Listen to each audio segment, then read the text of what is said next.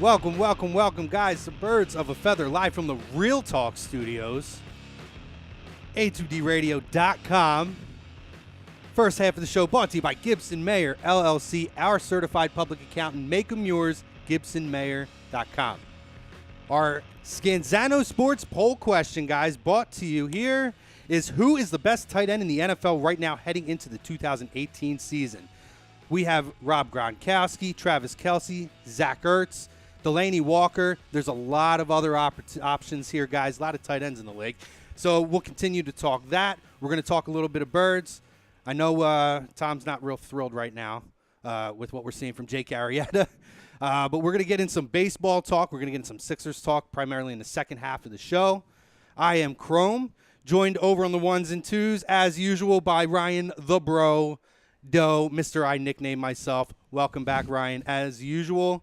You don't want to know, Tom. We got to. I know. Yeah. Unfortunately, Charles is not here, but we only felt that it would be fitting to provide a life-size stand-up of Charles. So here he is, here, just dreaming about gazing into the sky. And he's dreaming about Donnell Pumphrey. Good boy. Good little guy. So welcome, Charles, to the show. Paulie is obviously not here either, but we have a special guest Just today. let me know if you need to go out. Joining us here on Birds of a Feather is the Don himself, Mr. Thomas Arnone. Welcome, Tom. Tom of AM and the PM and A2D. Good to have me. It's good to have you. I was trying to think of the right one to go with. I know we're going to go It's good all to there. have me here. We're going to go all there, yeah. No, we shouldn't. Somebody's got to say it. It's been a very lively few minutes here as we got a little bit of a late start, but we're ready to go, ready to talk to you on Facebook, YouTube, Periscope. Thank you for joining us. Phillies are down 6-0 with Jake Arrieta on the mound on top of the fifth. Tom's freaking out. Shave the beard, right? Something. Shave the beard. We got to figure out something. Something, Crum. He's talked a lot of shit, and he's not backed it up ever since it. You know what I mean? You get paid a lot of money, Daddy, and you're getting paid a lot of money to be a horse. And you make comments like horses talk. Like, you want to have the bravado of a horse, all right? But you've been nothing but a horse's ass since. Okay, you've been a back end of the rotation guy since. You're getting roughed up. It feels like game in, game out. That's all. We'll talk about him later. Yeah, I mean, I didn't have any issue with him speaking up because he has that voice, resume, and that to back it up. But then you got to follow suit after. One bad start, one mediocre start after is okay as long as you flip the switch and then kind of set the tone. Hasn't happened. Like you said, we'll talk Phillies and other MLB stuff in the second half, maybe a little trade deadline stuff because I'm already starting to kind of track that. But tight end talk, boys. What do we got here? Let me hear your top tight end in the league if you want to go a few more after that. In honor of Charles missing, we know Charles usually does a top 38, but he's not here, so I'm going to give a top 10. But let's hear what you got here. It's tough because the two guys that are at the top of the list are guys that don't stay on the field as much as you need them to. Gronk's been a guy who's been banged up over his career. When he's on the field, there's probably nobody better, right? When he's on the field talent-wise. I mean, I don't think there's many guys better than him. Yeah. Ertz, another guy who that's his only issue, is just staying on the field enough. When he is, he's a top echelon guy. One guy who's always on the field is Travis Kelce. So for the sake of this durability-wise, I'm going to go with Kelce. But, to be a homer, I would lean towards Ertz, and especially he showed he can do it with numerous different quarterbacks as well because he's put up numbers with all bunch of different guys. Yeah. So, but I'll go with Kelce for today. And Drew Rogers actually agreed with you. He did drop that comment at 100%. Gronk. Factoring in injury history, he says the same thing, Travis Kelce. David Roskin, hello. What's up, boys? I'm ready to see the Ducks get Tavares. What up, Dave? What up, buddy? I don't even know who the Ducks are or Tavares. I know we're hockey. That's hockey, yeah. I know. That's that hockey happy hour, baby. Best hockey show in the biz, by the way. Dion Brown, what's up, fellas? For me, my list goes as such in this order. Gronk, Kelce, Ertz, Delaney Walker, Greg Olson. Then he goes behind that and says Jordan Reed, Kyle Rudolph, Jimmy Graham, Charles Clay. Man, has Jimmy Graham fallen? He has. You know what I mean? How the mighty have fallen. He was it was unquestionable that, aside from Gronk, there was 1 and 1A. Well, listen, if I'm a fantasy guy, which I am because I'm a degenerate, and knowing who he gets to play with this year, I would take him in a heartbeat as a top 5 tight end because if he's going to have a bounce back, it's going to be with Rodgers, right? Yep. You know what I mean? If there's going to ever be a bounce back, it would be teaming up with Rodgers. 100%. So we'll see. What do you got, Ryan? For me, I honestly think it's very hard, and I wish I could put Zach Ertz 1. I can't, though. Number 1, like you said, Tom, with the durability, that hurts him. And 2, seems like ever since Zach Ertz was on the Eagles, we have been saying, when is that breakout season finally going to happen? And finally it did this year, and then the postseason, he was obviously one of the big keys. And, the touchdown, he had a lot of big moments in the postseason, and arguably, this season as a whole. I can't put him 1 because he's only had one quote-unquote breakout season. It was fantastic. It was one of the biggest reasons why we won a Super Bowl. But there's other guys on this list that have had multiple seasons like that. Gronkowski, I think if he's on the field, even anywhere close to as much as Travis Kelce is, he's number 1. But the problem is, it seems like the storyline is more about how he's not on the field as in front of what he can do on the field. So for me, not to agree, but I honestly think it is Travis Kelce because he's on the field, he delivers, he's a go-to guy in that offense. I think without him, I think the Chiefs would have been, they weren't really anything in the postseason period, and they really didn't do anything late in that season. I can't imagine what they would be without him. And you look in that game, for example, when they blew the lead to the Tennessee Titans, who got hurt? Yeah. Travis Kelce. Yeah. When did that offense go down? When Travis Kelce was went out. Down. Yeah, so I think he's absolutely number 1. Well, Charles chiming in, right? What up, boys? Over on the Charles? YouTube side of things. I'm at the new Hard Rock Casino in AC. Nice, buddy. Which no, you're not. You're over here on the couch, buddy. Yeah, you're right here. Which I'm jealous of completely because I want to check it out. It's probably fantastic. Yeah. He said, miss you all. My vote for best tight end is Gronk. Have a good show, boys. And then you got F teams going Gronk, Kelce, Ertz, TTP Ballin. What up, TTP? Gronk, Ertz, Kelce, SJM. Top tight end is Gronk when healthy. And F teams, Gronk is probably the most talented tight end ever. Agree there. SJM, Travis Kelce is my number 1. Delaney is my number 2. Ertz, Olsen, Gronk. This based off being healthy. And it's interesting because another guy who defines stability at the tight end position has been Delaney Walker over the years. Absolutely. I mean, he really has. He's a guy who just will put up consistent numbers and is always on the field for the most part. What else we got going on over here? SJM, Delaney Walker so overrated. F Teams, Graham still at 10 TDs. He's going to be a monster on Green Bay. And F Team says Walker is a beast. Drew Rogers over on Facebook says Yankees are up 6-0. Brad Ryer is waiting outside the Yankees locker room with his knee pads on already. Blowjob talk. Brad's our resident New York fan over on Sports Hounds on Monday nights. You can catch those guys. Nope, he's not our only one now. Frank Vespi, I have to go with Travis Kelce, but I have no faith in Mahomes as quarterback. Sadly, give me Gronk.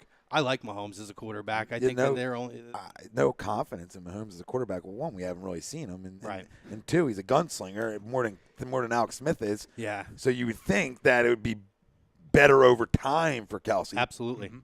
I mean, I think that he's got the potential to prolong the successful capabilities of Kelce to continue to play at a high level as well. Yeah, I mean, you can't make a judgment call on Patrick Mahomes. We saw him in one game, and it was with the backup squad. I mean, let's be honest with ourselves. I mean, that's what it was. Yeah, we can't base anything off a sample size that small. No. I mean, that's just being fair to guys. With what he had to work with, too. I mean, that's like making a judgment call on Sudfeld. We just don't know. You know what I mean? And another great name, too. I mean, SM says Ingram. Got to watch out for Evan Ingram. Yeah. And, I think he's going to be a superstar. That's another guy that's real talented tight end position, too. Stephanie Hoover says hello. I'm going to give. What up, Stephanie? What up, Steph? I'm going to give Stephanie. Stephanie, whatever. I mean, some people are picky on how they want it. It's relaxed, I'm going to give my top 10 tight ends with a couple honorable mentions here. So I go Gronk 1 just because I feel like Ryan said, if he's at 75 or 80%, I still think he's the best tight end in the league. And to me, I just can't overlook that. I do absolutely understand the argument, though, if you're factoring in injury history.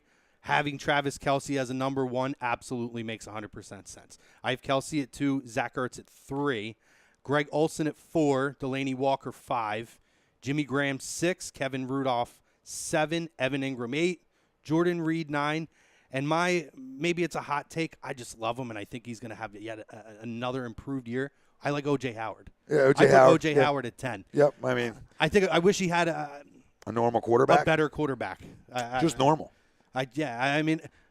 It's a normal guy. If Jameis Winston. A normal guy who didn't eat his fingers and like almost rape Uber drivers or whatever he does. Yeah, I mean, if Jameis Winston could ever live up to his talent, even just a fraction of it on a consistent basis, I mean, having guys like O.J. Howard around him and Mike Evans and that whole wide receiver core that they've had, their success would be so much better. I mean, they were the sexy pick last year. They're the most disappointing team in the NFL over the last 2 years, talent-wise. You could argue the Raiders as well.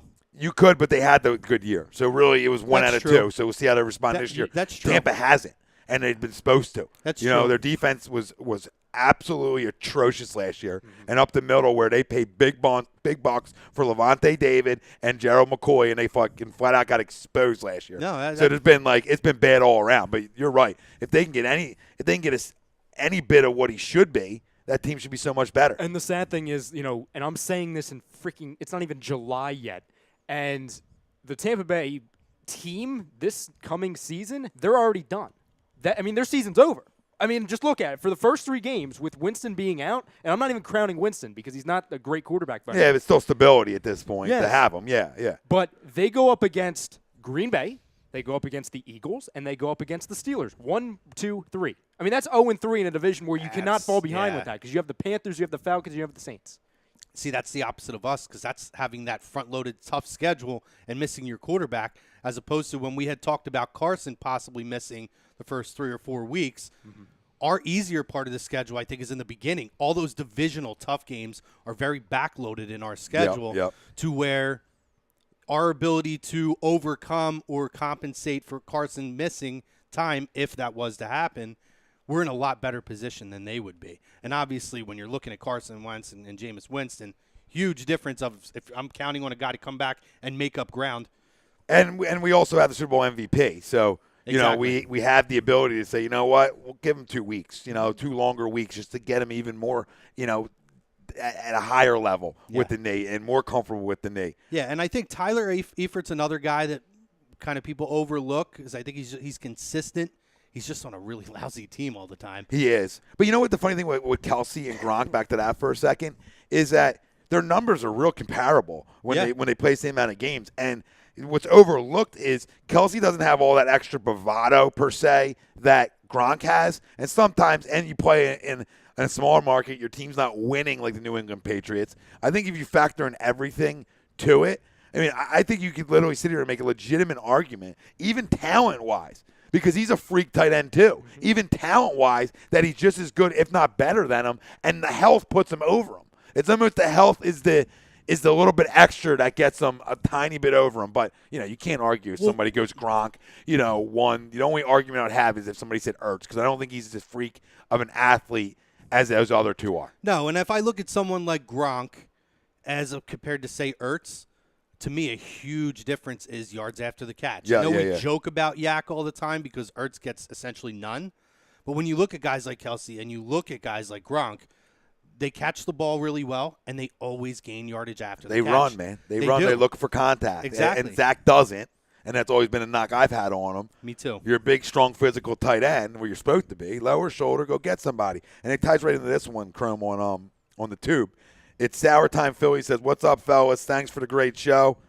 Can't wait to see go there, learn from Ertz, and develop them together. Should be awesome this year. Also, Winston might get canned. They will call for Foles. Oh, yeah, possibly. That's a great point. Yeah. Possibly. But, go there. I can't wait to see him because that's a freak. Athletic-wise, looks like one, and a big enough guy where you think he's looking for some contact. Yeah. So we'll see. Yeah, there's a couple guys I'm going to have my eyes on. I mentioned O.J. Howard's a guy I want to see how he produces this year. Another year now removed, moving up. Trey Burton, I'm going to be interested to see in that offense with all those weapons, if that's going to create more opportunities for him. I still think it's a massive overpay for but I felt like they had to do that in order to get a guy who's a bit of a veteran now who's been in big plays and big moments. What always happens, a team that wins the Super Bowl, guys get plucked off and they get way overpaid. Yeah. The list of Larry Browns and guys like that, Dexter Jacksons, and guys who flat out got paid after Super Bowls. It's the same thing, and their quarterback stinks. Let's be real. And he's not going to be good this year either for anybody. Tell that to Chrome. For anybody who thinks he's going to be good, you can just see it in the face. I agree. I'm a face guy, babe. I'm a face guy. I look right through you, and I can see how big your sack is. And it is tiny. And you can add every piece you want around them. I don't trust it. When I saw Carson take the field for his first time, it was like, yep. When I saw Mitchell, and first off, you're fine. Like I would have been a little bit more forgiving if I could call you Mitch. I'd be a lot more forgiving if I could say, hey, Mitch, can I tell you something? But the fact that I got to fucking call you Mitchell, like, how old are you? I got to call you Mitchell? Grow up, Peter Pan. You're going to stink forever. Because try to tell 6'6" lineman, they got to call you Mitchell. But what did we just say about Stephanie over in the chat? I said Steph. Some people have a preference, Tom. She's not a football player. Yeah, true. She's not a franchise quarterback, and the first press conference, he wants to get cute and say, my name's Mitchell. Hey, Mitchell. She's not a football player, but I've seen her in the Real Talk group. She gets right in there with the guys and knocks some heads together. Oh, yeah. So There's people who people now, I mean, F teams is calling him Money Mitch. I mean, what the fuck did I miss? I mean, what I miss? I know, listen, granted. You got to get it's a small sample size. Listen, I like and it's your first year. So I will understand that side of it. I just don't think he's good. I'm looking 6-10. I'm looking for a little bit of growth out of 5-1. this kid this year. I'm telling you. Growth where? Because, I mean, the ladies are probably looking for growth other places for him, and they're not getting it. I mean, you might be right. Because, listen, when's the jump, Crum? You're right. Thing. I mean, they've set him up now for success. If he can't accomplish that at this point and show growth, then absolutely he's the wrong guy. And it's not, let's see what he does this year and next year. It's this year. There's way too much talent now around him on the offensive side. He's got a lot of toys to play with. I expect something similar to the growth of a Jared Goff this past season. Here's the you problem. You could put a bunch of toys around the stupid kid. He ain't going to know how to use them. Here's the problem, though. And that's what we're going to see. Even if he grows a little bit, I'm giving the kid a chance this year. Oh, we'll give Ryan's him chances. got a pen in the hand. He's pointing the pen Ryan's pointing pens at us, guys, all day. Let me tell you something, guys. I feel like he's so much older than he is right now. I feel like I'm getting yelled at by like a 45-year-old man. Do I have my glasses in here? I'll put on the glasses. No, at the end of the day, even if he shows growth, he's still the fourth best quarterback in that division. And you can't tell me I'm wrong. Well, and that's his issue. You might be right about that. I am right. But it could be a tough division. He's not better than Stafford. He's not better than Rodgers, and he's not better than Cousins. Listen, well, I agree with that. I know he's got the arm strength to make every throw. I don't expect him to be that good this year, though. No. That's a very, very tough quarterback-filled division there. But I don't expect him to surpass any of those guys this year. But do I expect him to show a little bit more intelligence on the field and growth, and to be able to have a better vision on the field and utilize those weapons and set those guys up for success? Absolutely. I mean, Nagy might help him. I mean, Nagy might help him being there, having an offensive guy there in town will definitely help his growth. I don't disagree there. I mean, I know F Team says Mitch said he doesn't care but prefers Mitchell. Well, listen, I wrote that prefers is enough for me. Yep. You know what I mean? You prefer it, I'm out. Then what else have we got here? Go ahead if you got stuff over there. Well, I got Tom Gawley. He says, Kelsey, can Gronk stay healthy a whole season? That's the big question. Absolutely. Frank Vespi, Burton could surprise. The Nagy Helfrich scheme could be interesting. Well, what's surprise? I mean, he's getting paid to have to catch 65 balls at least and have over 1,000 yards and about 8 to 10 touchdowns. That's what he's getting paid for. So where's the surprise? Because I mean, surprise me. You can't sneak up and surprise me there. You're getting paid to be a number one. Yeah. You're getting paid like a top 10 tight end in this league, if not higher. All right? That's not a secret. That's not a secret, Peter Pan, because we saw him in the Super Bowl. There's no secrets anymore. He's on Good Morning Football the day after. He ain't a secret, babe. That's all I had. No, you're I like a little rain. I like a little juice sometimes. No, I agree. David Rosk is just saying hi to everybody in the chat. What up, Dave? Hey, Dave. Frank Vespi says titty kissing Trubisky is a distant fourth in the NFC North. Now you're back. We're back, Frank. Yeah, we know that. Listen, we know. I'm not expecting Mitchell Trubisky to surpass any of those guys. I'm just saying I didn't think he looked very good last year, but I think that the talent is there, the tools are there that with good weapons we'll see growth this year. Listen, you can't call him Money Mitch. You cannot. Who's calling him Money Mitch? SAM, I love you, babe, but you can't Money Mitch him. Are we Money Mitching? I mean, stop. Just stop. You can't give money nicknames to a guy who hasn't been money. He wasn't even money at UNC. He played cupcakes. He played cupcakes at UNC and he wasn't money. So where's the money come from? Come on. Dion says, can't forget about Antonio Gates. He's at the end of his career, but still makes plays. Still catch 10. Yeah. Still catch 10. Guy continues every like year. Vince Carter. He does. He does enough. Absolutely, I agree with that. Did he sign with San Diego finally, or is he still out there? Antonio Gates. I think Oh no, there's no way he's out there. No, because they what's his face is out for the year. Well, they were talking to him about bringing him back for another year. Yeah, they were mentioning it, but he's like a kind of guy. Like I said, he's like a Vince Carter. You just put him in the gym, he can still shoot it. Guy's and a same freak thing. of nature. Free agent. Absolutely. He's still a free agent. I do know that San Diego was interested in bringing him back. He hasn't officially retired, so I'd be, and you know what? I'd rather see that, especially in the situation that they're in. I'd rather see him come back and play for them and get another year in. I like San Diego this year too. I think San Diego, I've liked everything they've done from the draft, free agency. I want to see Phillip Rivers have that one shot in the playoffs to actually take a team that can go deep into the playoffs. I feel like he's such a consistent, reliable quarterback year in and year out, but I just don't think he's had good coaching. Yeah, look at the different head coaches he's had. Marty Schottenheimer, Wade Phillips at one point. Go down the list. Carousels don't help. No, it doesn't. It doesn't. And Wade Phillips is a guy who was just having this conversation with a coworker. As great of a defensive coordinator he is, he's just not a good head coach. Now, he earned all those shots that he had, but he had 3 shots at it. Wasn't good. He's a Hall of Fame defensive coordinator. You know, to me, it's him, Jim Johnson, and everybody else in the history of the league as far as defensive coordinators. Mm-hmm. But, you know, I don't think that that's done a lot of favors for Phillip Rivers over the years. I'll ask you guys the same thing I've been asking you guys for wide receivers, running backs, quarterbacks. I'll ask the chat as well. Give me, in your opinion, the most overrated and underrated tight ends in the NFL. Most overrated and underrated tight ends in the NFL. If you would have asked me last year, I would have said Eric Ebron for overrated. But I think everybody kind of realizes what's there at this point. Mm-hmm. It's tough. Jimmy Graham to a point. Yep. Overrated still to a point. I mean, I think he's going to have a good year in Green Bay, I really do. But, you know, the name's still overrated a little bit. I know he caught 10 touchdowns last year, but he's been a shell. He's been a shell of what he was in New Orleans. And it just shows you having a Hall of Fame quarterback, what it does for guys. You know what I mean? Not that he's not a talent, because he's a big-time talent. But I think he's overrated. He's still looked upon better than he really is in my eyes. Yeah. I mean, there's a lot of guys you can choose from. I would look at, and I like him. He's good. But I would look at Jordan Reed as slightly overrated because I think that he's a very solid, very good tight end. But I don't think he's elite. I don't think he's another guy. Makes a quarterback that much better. I mean, he's never on the field. Right. He's hurt all the time. But when he's on the field, they talk about him like he's a top 5 tight end in the league.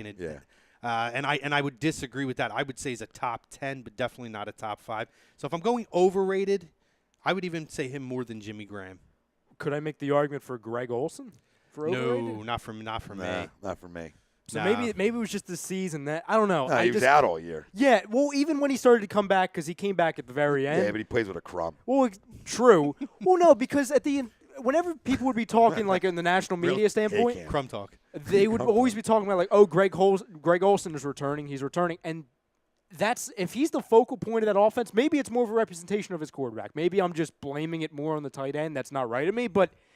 When he's on the field this season, and maybe because he was playing hurt, I don't know. It's just Greg Olsen a few years ago, absolutely top 3, maybe top 5. Yeah, now not so much. No, I mean you can't make the argument at the moment, especially given the health scenario. He's not a top 5 tight end in this league. I think underrated goes right into the guy who's number 1 on my list. I mean, I think Travis Kelce to me is an underrated guy. Yeah, I agree. You know, around to the national public, the national media. I mean, guys, we all get how good he is, like real football guys and fantasy junkies. We understand the value of him and how good of a player he is. But I think overall, like, most people ain't going to put him 1, and most people might have him 3 on the list, 2 on the list, when essentially he's probably your number 1 guy. But it just shows you that he is a little underrated. Well, I think it's one of those cases where as long as a Rob Gronkowski's in the league, that's always going to be the number 1 choice. And maybe sometimes unfair to Travis Kelce because he is so good. He hasn't had the talent of quarterback throwing to him throughout his career, and he still puts up comparable numbers. I mean, put him with Brady. Yeah. I mean, put him with the GOAT. I mean, what happens? Put him with Carson Wentz. Yeah, right? He might catch 15. If I'm going underrated, I think Kyle Rudolph. I like Kyle Rudolph a lot, and I think that I think he could be in that top 5 tier. I'm going to love to see how he's going to be with Kirk Cousins this year. That's going to be interesting. Yeah, and I think that he could have a breakout year this year to show that he can be an elite tight end. I think he's like right on the cusp, and I think that he gets overlooked because of all the other sexy names that are out there. He's a guy, and I say O.J. Howard. I mean, he's young, so it's tough, but I just think that he's been mismanaged in his tenure so far with Tampa Bay. But I think O.J. Howard has the tools to be a top 5 tight end in this league. Well, I think when you're talking about some of these young kids, it is a big transition too. You can block a little bit more. It's just like a wide receiver. Where you just got to give it a minute or two. A year. Just to get the ropes, maybe 2. I think all that matters when you're talking about these young tight ends. And the other one I said earlier, Tyler Eifert. He's always on a shitty team. Yeah, always. I mean, so I think that if he was on a better team, doesn't even have to be a Patriots type of team. You put him with a Minnesota, or you put him with a Tennessee, with a better quarterback throwing to him, with more weapons around them. Absolutely, I think that he could be a top 5 to 10 tight end. Someone for underrated, and I would say underrated just based off of potential, in my opinion, is Evan Ingram for me. Yeah, oh God. This entire season, which will go down as a lost season, obviously for the Giants. Yeah, especially given all of the injured wide receivers. Evan Ingram, as a rookie, was forced to be the focal point of that offense with a horrible, horrible offensive line, an aging quarterback that was just mediocre at best at most times. And this guy did it. And he lived up to the expectations, in my opinion. I think he can only get better, and I think he'll learn a lot from that, especially going forward when, he's going to have Odell Beckham back. He's going to have guys around him to where he doesn't need to be the focal point of that offense, which will make him thrive in spots where he's needed. So, like I said, I think, and I hate that he's in our division, I absolutely think Evan Ingram he might be a future top 5. Oh, wow! I don't. Did you guys hear who? Sorry, did you guys hear who the dead body was? No, it's a family member. So it's not. F Teams is saying the dead body at Giants cornerback Janoris Jenkins' house is a friend of the family. Oh, jeez. Bye, Felicia. Bye. This is gonna be a mess. It's great for us. Yeah. No, I mean not the death. No, but no. Just I think a guy in the division wrapped up in nonsense. Yeah. Not that he is. I don't. I'm not going to speculate. Well, right now, well, it's not good. Said, listen, it's not a good situation to be in. I mean, they also said that he wasn't home at the time, so maybe it could be a family member who was or a friend who was house sitting. You don't know the scenario. It could be anything. That's crazy. Away. That's going to get messy. Yeah. Brian It's Hard says, I tuned in to see Tom in cool kid shorts. #kickball mess. Oh, yeah, the picture. Frank says he's still out there as of now, talking about Antonio Gates. Okay. Sean Spellman said best tight end in 2 years will be Evan Ingram. Book it. G-Men. Frank Vespi says I hate to agree with him. He could be top 5 easily. I agree with that. Frank Vespi says, agree with Graham being overrated, underrated, not sure. Could go with Kyle Rudolph. Seems to get lost in the shuffle when it comes to talking tight ends. I agree with that 100%. And obviously, as I said earlier, Dion says overrated Eric Ebron. I think he was until this year. I think people realize how underwhelming of a tight end that this guy is. He's just not the guy, which is a shame for your boy Stafford. I'm not a Stafford guy. No, Just not a big really. Stafford guy. No, I'm not. Not big. I think he puts up gaudy numbers, but well, this is why he's going to. I don't know. It's Detroit is a mystery to me every year though, because they always seem to have different weapons and stuff on offense, but nothing ever seems to come together. Well, look at their weapons, though. Other than Calvin Johnson. Well, exactly. I mean, and I'm not trying to compare their talent to Calvin Johnson because if we're going to do that, that's just not fair to the talent. But Calvin Johnson's a generational wide receiver. Sure. I mean, if we're going to say, like, oh, they surround him with talent, their talent is Like, it's nothing great. You know what I mean? Like, LeGarrette Blount is arguably the best running back addition they've made in years to them. And LeGarrette Blount's, I mean, I'm not calling him a journeyman, but he's bounced around. You know what I mean? He's not a top 10 running back in this league anymore. Oh, yeah. Frank says Ebron is fool's gold. Brian It's Hard says if Martellus Bennett gets on a team, he's instantly really, he's overrated. He retired, right? Yeah, I think he did. Yeah. Well, he can be back. Wasn't there talks about us bringing him in? Yeah, there was. Yeah. I mean, he is an overrated guy. Oh, for sure. I mean, at this point in his career, too. And David Roska says Dwight Howard and T.O. are stupid. They are. Agree. Sure. T.O. I didn't get your feelings on that. How did you feel about T.O. not showing up at the Hall of Fame?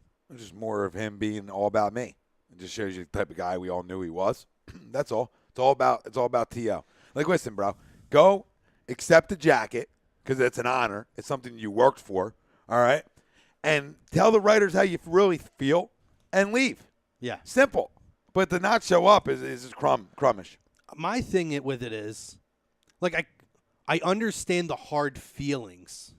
Like you said, if he walks in, says, you know what, this and that, thanks for showing up to my fans, for all my haters, go fuck yourself, and then walks off, with his jacket, that's better to me than not showing up. Because you look back at when guys like Tommy McDonald and all were alive, these guys who are or guys who have been in the Hall of Fame for 30 and 40 years and come back every year to welcome these other guys into the fraternity or the brotherhood, those are the guys that you're disrespecting. Yep. You're not showing respect to those guys and the sacrifices that those guys made to pave the way for you to be able to play the sport of football and play at the level that you did. And that's my issue. And also, obviously, a big disrespect to the guys you're going in with. It's a slap in the face. And to me, it shows you have no respect for it. So maybe the writers were right, that it's all about T.O. You don't respect anything outside of yourself, so why should you be bestowed this honor? Now, again, he's a great player. He should be in the Hall of Fame. But to me, all you're doing is justifying the 1 year that they kept him out. Yeah, it shows you Donovan was right about him. What do you got over on the? You got anything on the YouTube? I was jumping back and forth right now. What's the Philly score, by the way? Is it 18-0 yet? I still believe it's 6-0. A lot to a little. A lot to a little. SJM said Arietta looks lost. He is Henry Rowengarter from Rookie of the Year. What the fuck happened? It's because he's got to float it. Float it. So what did you guys make of this whole NFL Top 100? Do you guys get excited for it? Do you guys even care about it? I'm in like a weird thing with it. I don't watch it.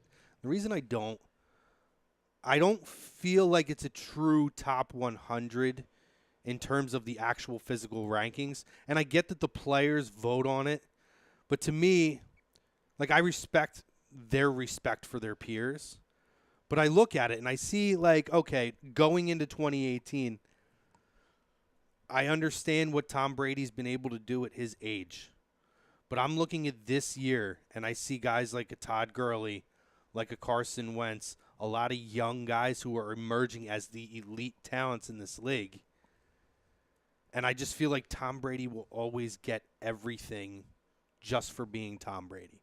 Like, to me, Todd Gurley was the MVP of last year. But because Tom Brady is Tom Brady was granted the MVP.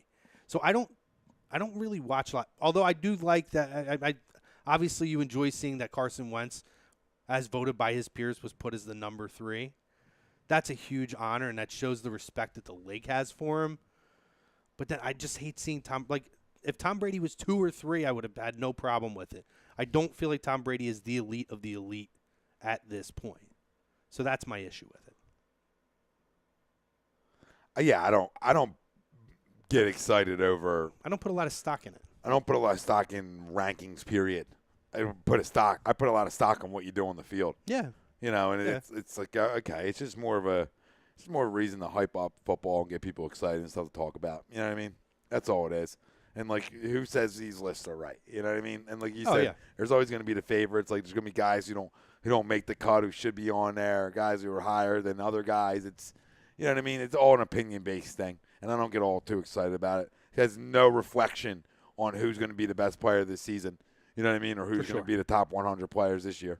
And the thing I look at it, too, and again, it's player voted. Like, to me, if Carson doesn't get hurt, Carson is a clear MVP of the league last year.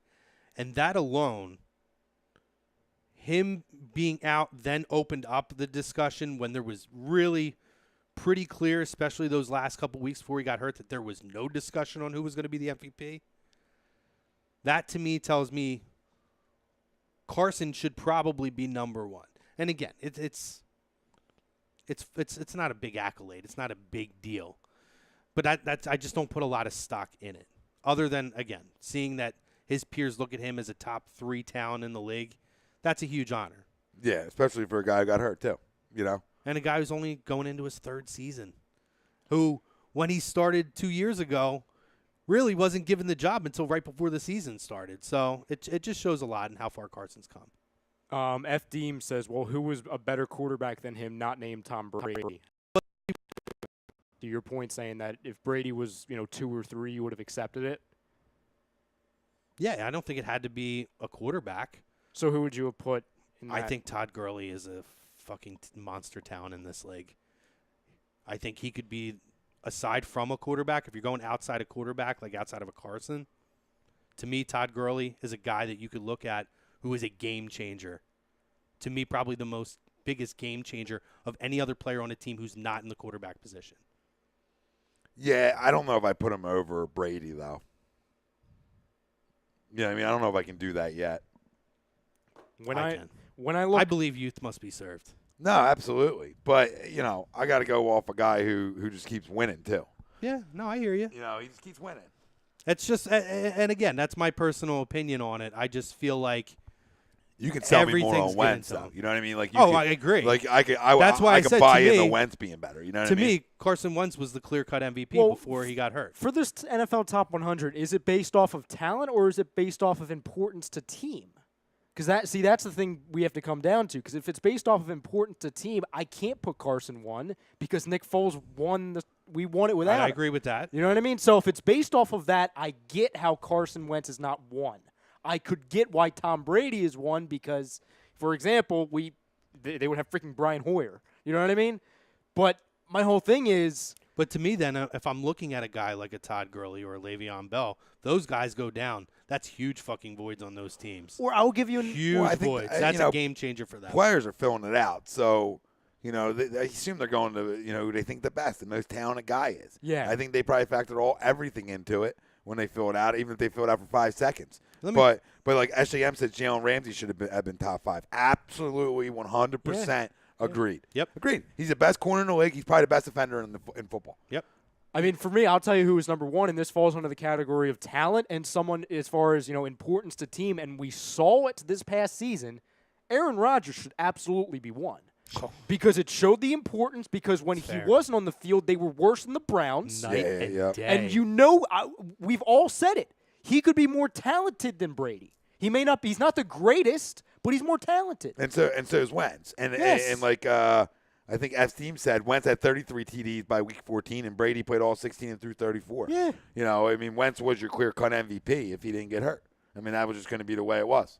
He's more explosive. He could be more dominant than Brady. Sure, Brady's the greatest, but he also look at what he has around him too. You know what I mean? And Carson Wentz is just getting started to where if Carson's getting compared to Brady as far as touchdown stats, explosiveness, dominance, and Carson's only, I mean, he's not even in year 3 yet.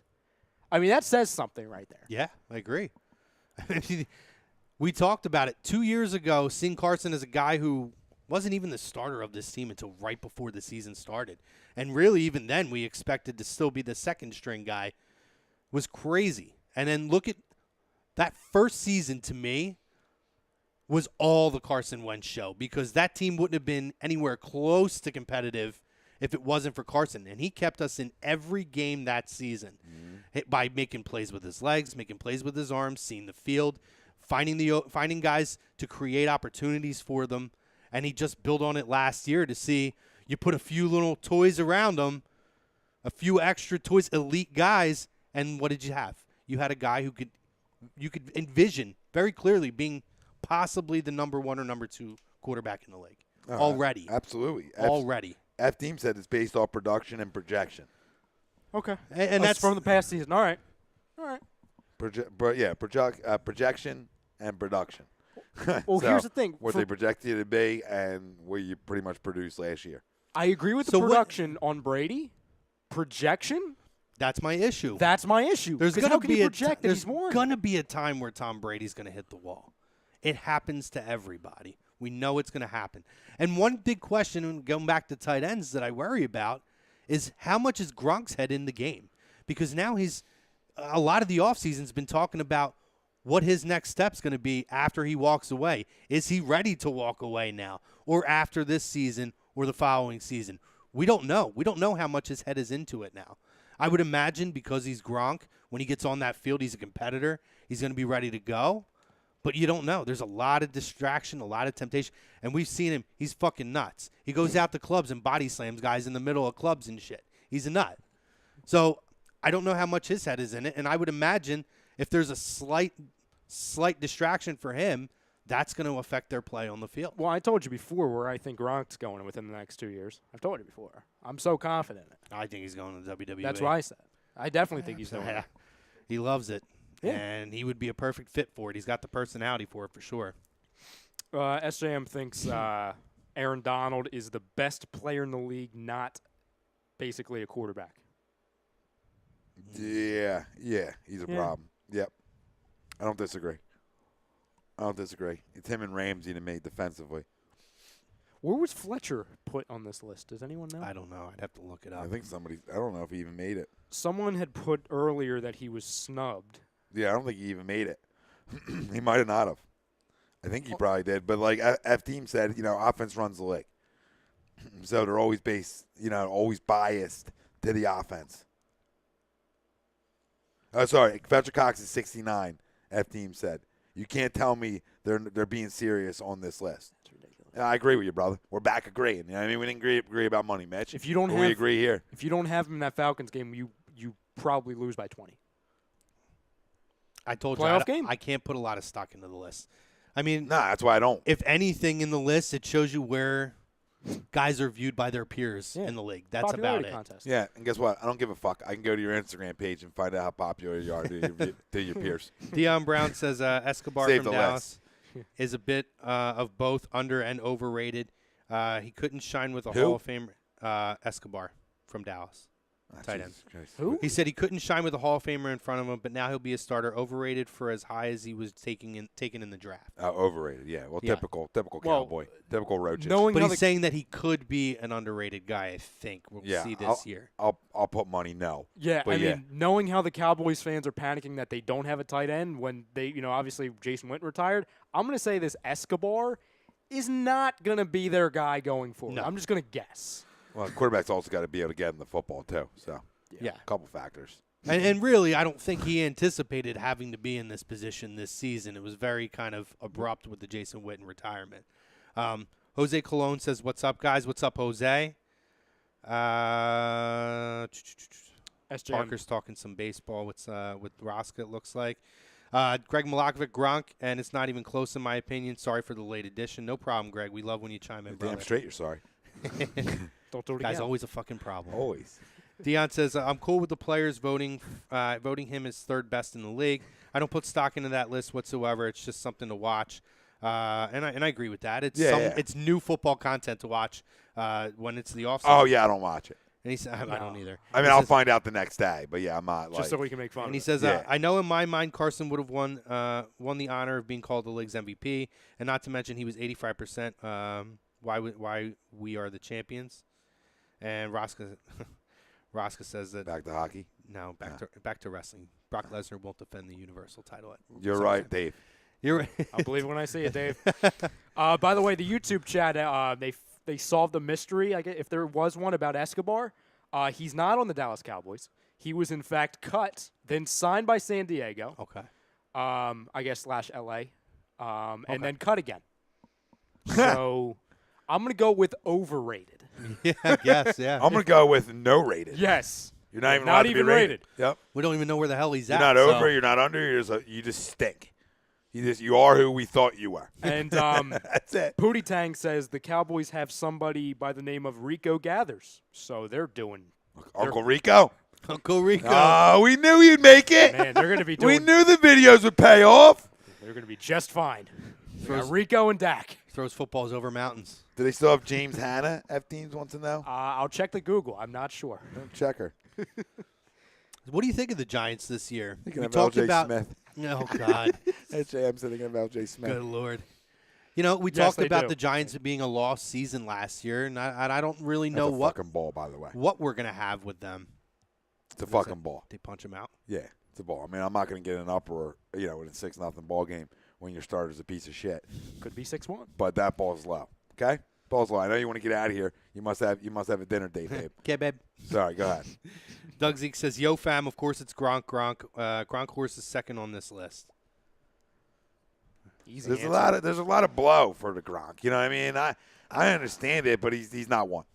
He's not one. Talent-wise, sure, you can put him one. Travis Kelce's the best tight end in football. Yep. Okay? Put Travis Kelce with Tom Brady, and he's playing all 16 every year, and you got to factor that into everything. And it has to be factored into the list. Durability, being on the best abilities, availability, and that matters. That matters. The Patriots, Gronk can go away for a week or two. They're still going to win football games because of Brady. You know, it's not going to be the same thing in Kansas City if Kelce goes down. You know, that offense gets it's a game changer. Yeah, huge. I think honestly he's just the best tight end in football, and he's underrated because of it. Because everybody's gonna say it's easy Gronk.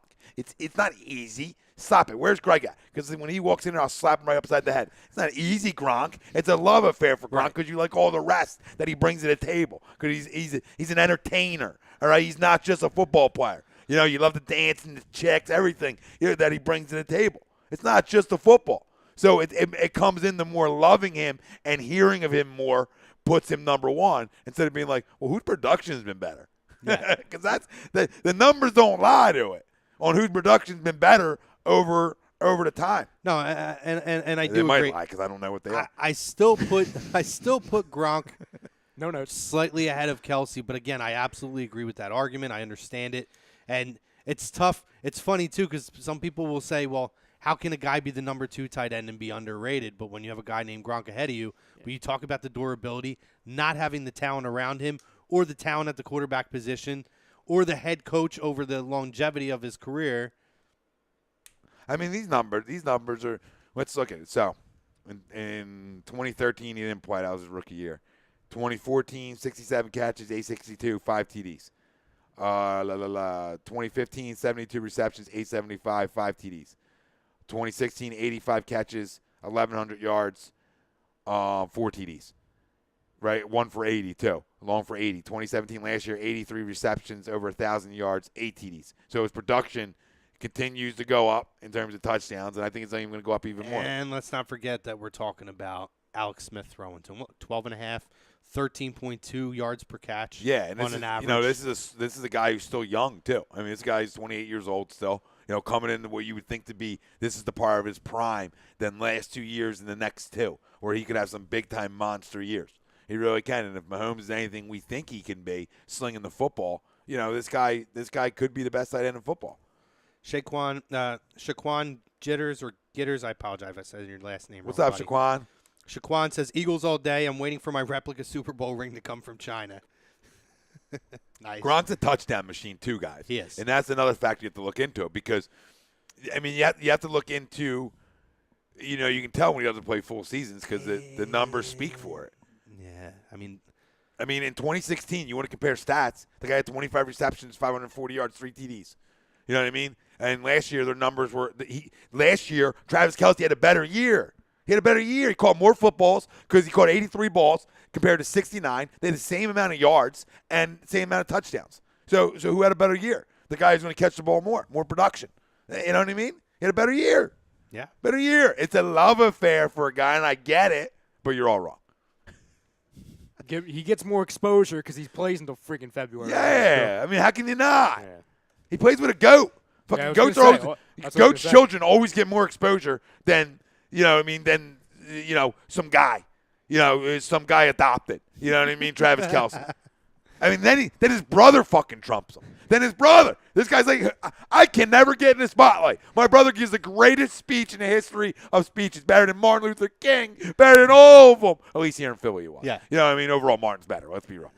I'm not here to lie to the people. I'm not here to lie to the people. That was one of the greatest speeches of all time. But then Jason comes out and trumps him. And it's like, come on, man. All I do is have great years and nobody talks about me enough. Yeah.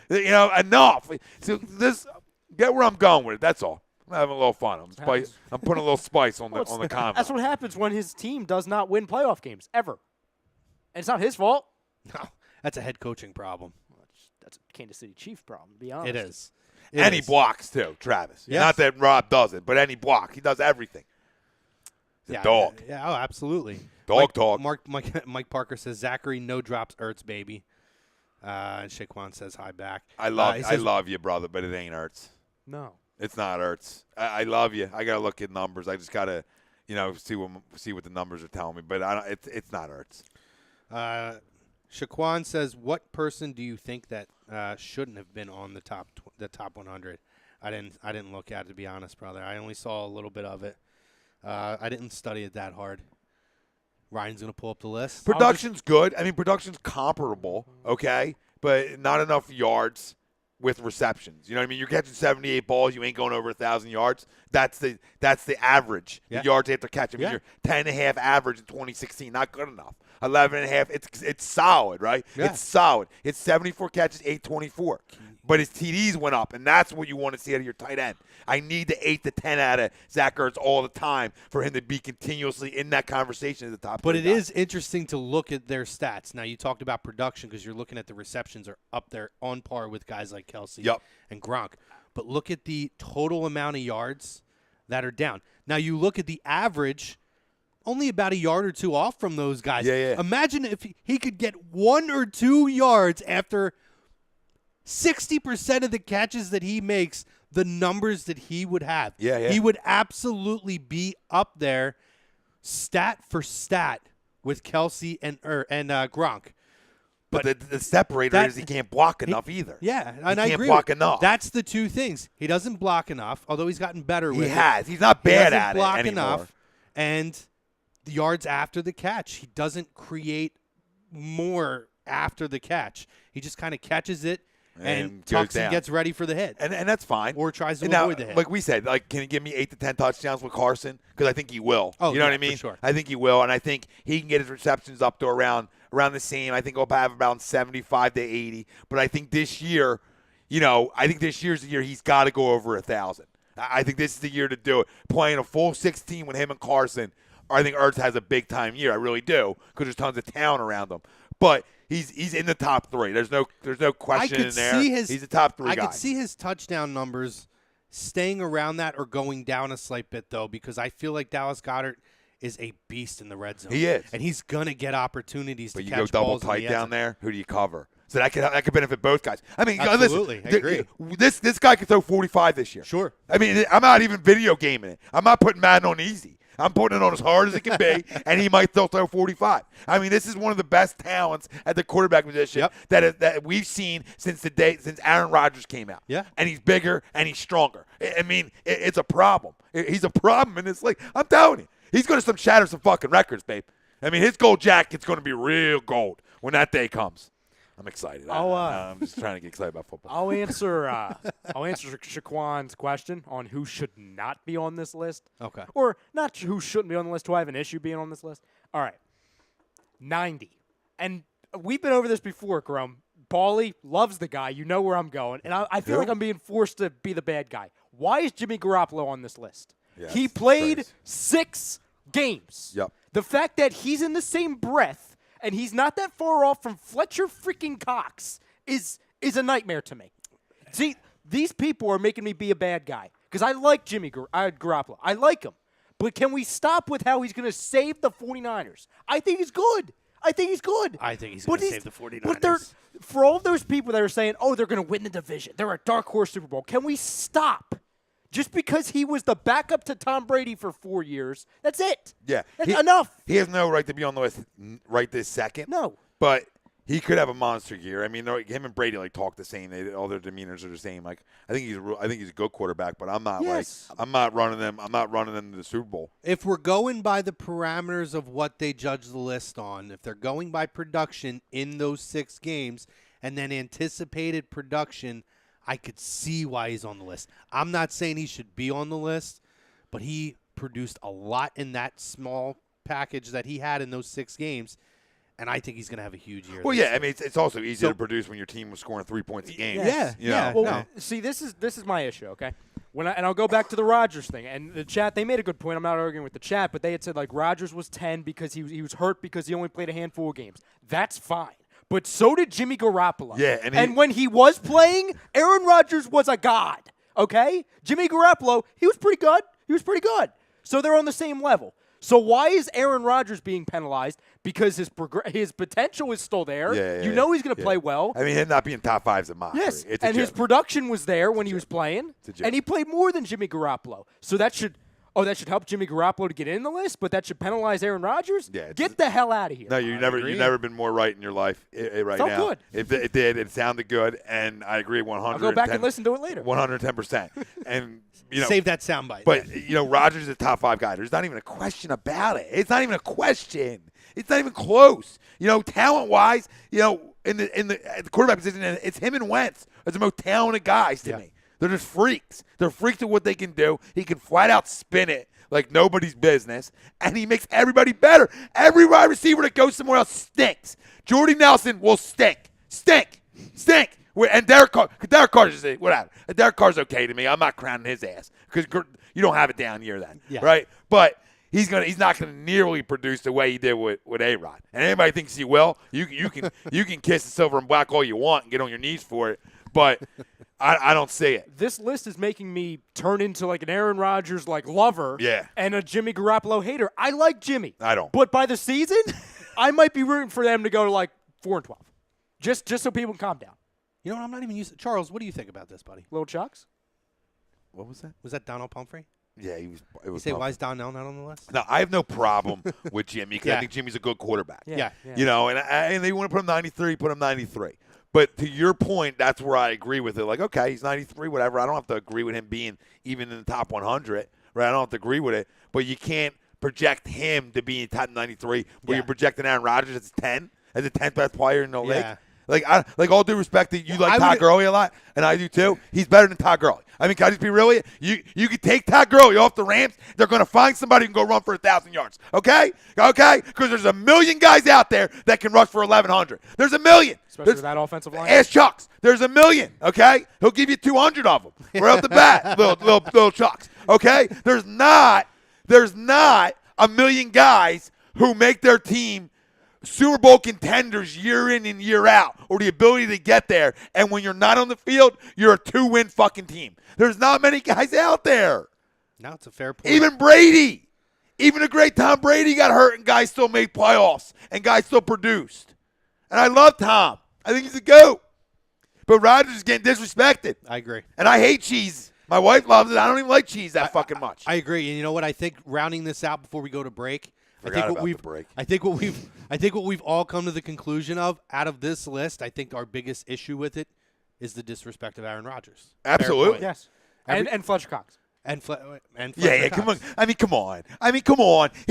Outside of Aaron Donald, he's the most dominant D tackle in football. Okay, you can't man him up. There's a reason why we got to the quarterback like it was nobody's goddamn business because you got to double him. There's a reason Brandon Graham had monster years. There's a reason our ends had big years because you have to double 91. That's factual. Go watch fucking tape. And if these fucking players aren't watching tape, I can tell. Nobody's doing their homework during the season. Nobody's really watching tape. No interior linemen are because they sure as hell ain't voting. Did I get it all out? That felt good too, right there. We're going to go over to YouTube. I'm going to read these last 3 comments from Dion, and then we'll go to break. He says, Tom made a good point on Travis and Gronk. Nice, the best tight end and the best center in the league. # Kelsey fam. Travis Kelce even beat Gronk eating crazy hot wings on the show. Hot ones. True. On YouTube. Yeah, good program. Gronk tapped out after 4 wings. Travis ate 10 while being interviewed. So I take Travis as the best tight end. The argument was made, and I conceded. He's tougher. And he says, sorry for the double replies. I'm fat fingering. All good, reply brother. all day, Dad. Love to have you. Love you in the chat. That was a great drop-in, too, talking about that YouTube battle. Yeah, it was. Little now. Yeah. Little knowledge. Fam, thanks for joining us on Facebook, guys. We appreciate it. The link is at the top in the caption area. Please click and join us for the second half. We'll continue to talk football. We're also going to get in some Sixers, some Phillies talk. I know my man's fired up to get in some Phillies chat. And thank you over on Periscope if you guys joined us. Thank you to our first half sponsor, Gibson Mayer LLC, our certified public accountant. Make them yours, Gibson Mayer. Guys, we'll see you on the second half.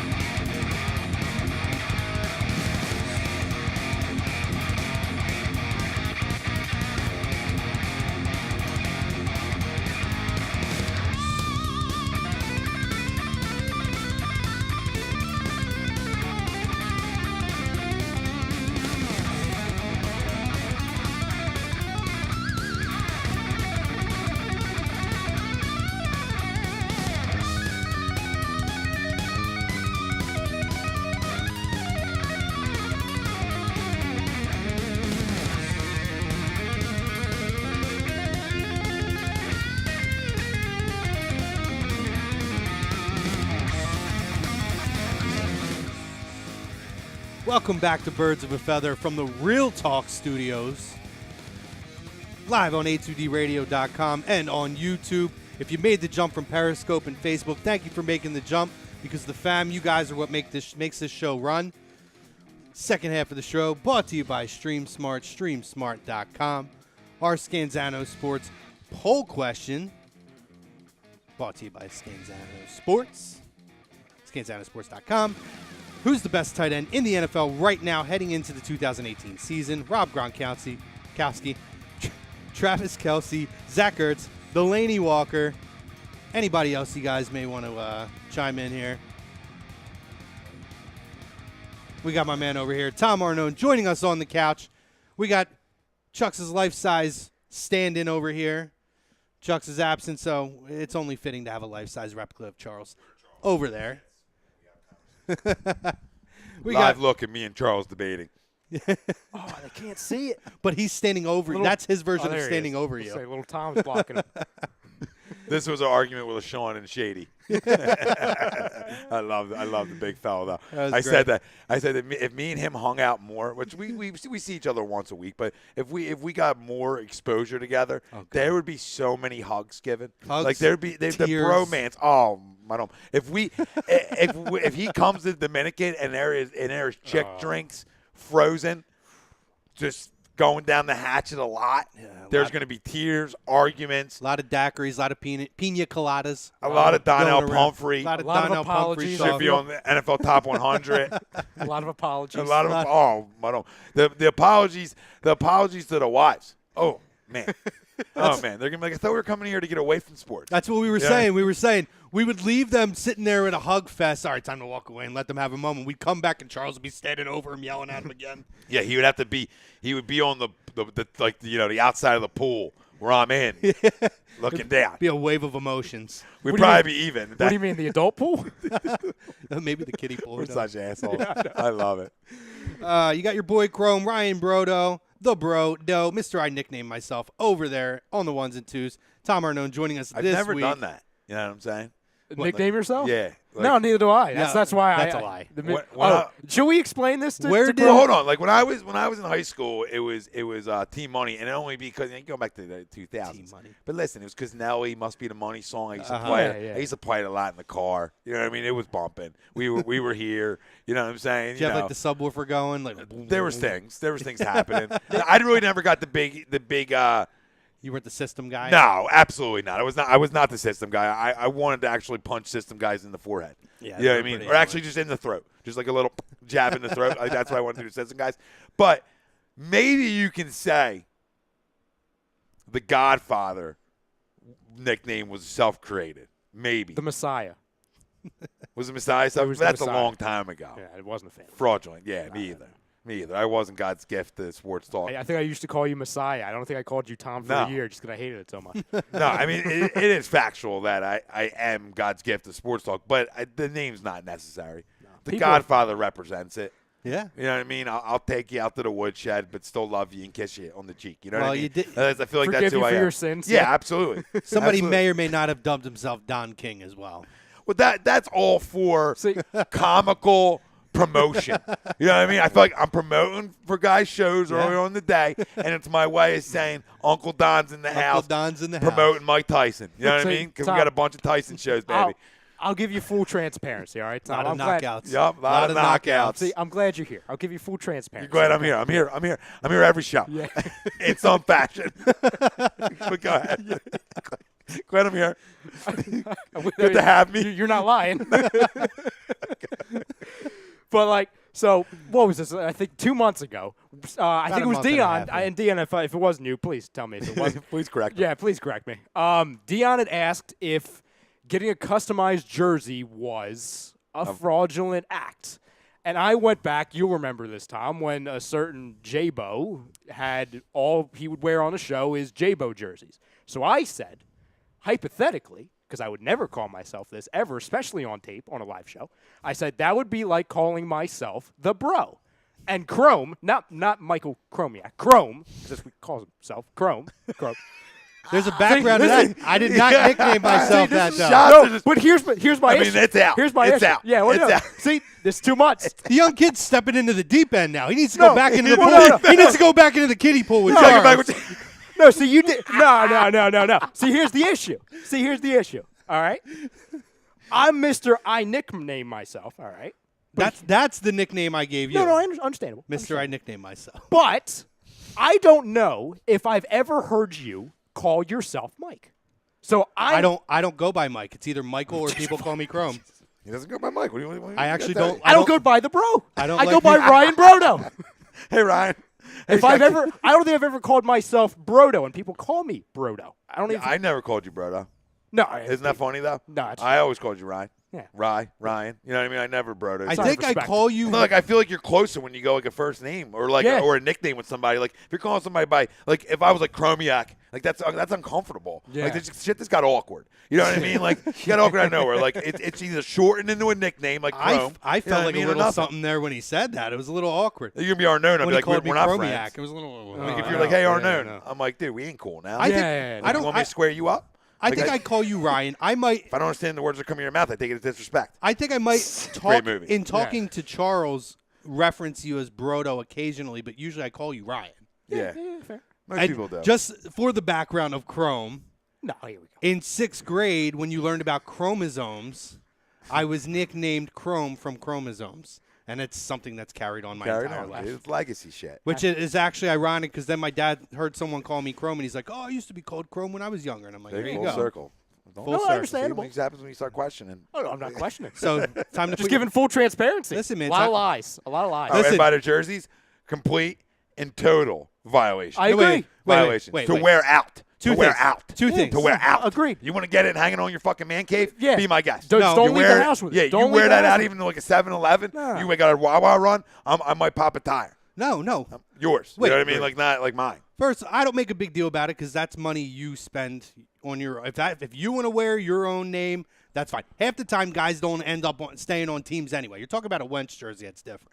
But I went out and got a Shady McCoy, and he was traded, or he was going the next year. How about this? Wait, I Stop told him this. buying them.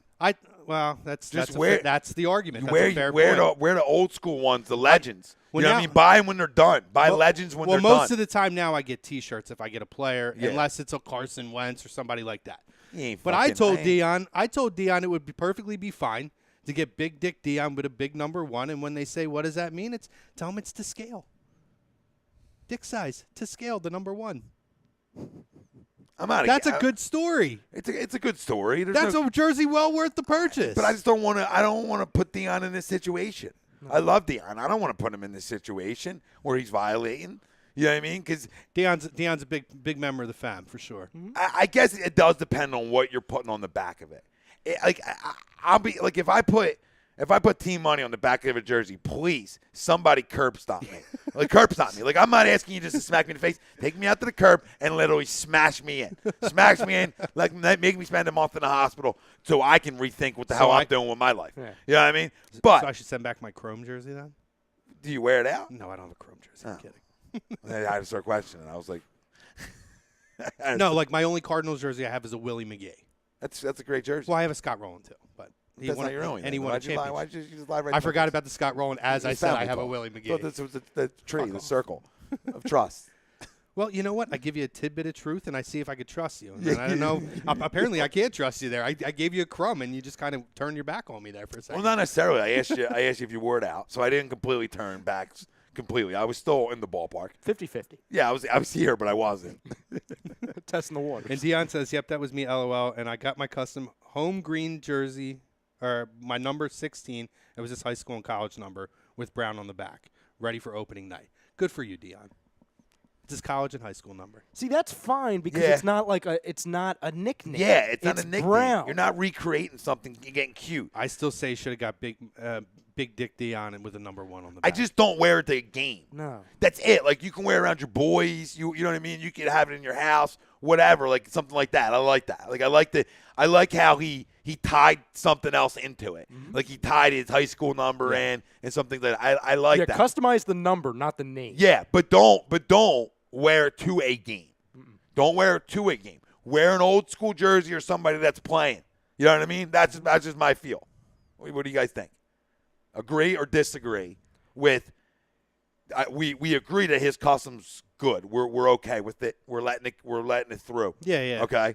Security. We let it through security. Yeah. Now, It passed TSA pre-check. Yeah, it absolutely did. And we gave him the quick pre-check. He was right up and in. You know what I mean? We weren't. He got that pre-check. You know what I mean? He was running late for his flight. He's on the flight now. See, here's the problem, though. And this Do we make him changes. back? Do we make him put it in? I might disagree with you, though. I think might as I well. think wearing it at home is fine. I think wearing it to a game is fine. I don't know if I'd want to. You're going to take heat if you just wear it out around with your friends. See, I think the opposite way. I'd be more inclined to wear it around home and to wear it to games. I said home with your friends. Like they came to your house to watch the game. You're not going. You're not taking it. You're not taking it to their location. See, I actually agree with Game you violation. on that end. My whole thing is if I have like certain locations for the said apparel, I don't buy the By apparel. the way, you guys can do whatever the fuck you want. Yes, You know what I it's mean? just suggestions. Like, It's just suggestions. yeah, But you know what I it's mean? Like if I got to look deep into like a shirt or a jersey, like, oh, I can only wear it at this location or this location. I don't get it. Like I'm going to get in a jersey if I know I don't even have to think about wearing it anywhere. You know what I mean? If this is like, oh, this is my home jersey. Oh, this is my go out and have fun jersey. I feel like we're getting too deep. I understand what you're saying. I wouldn't wear the customized out, but that means I just wouldn't get the customized. Yeah, I don't buy jerseys. Frank says You know what I mean? Frank says he Anymore. doesn't care for customized jerseys. The worst, which I agree with this, are when people get nicknames with the number 69 on it, which people do, and that is annoying as hell. That's trying Just to be not original. funny. Yeah. Yeah, corny. Yeah. It all depends what you have on it too. Yeah. No, I agree with that.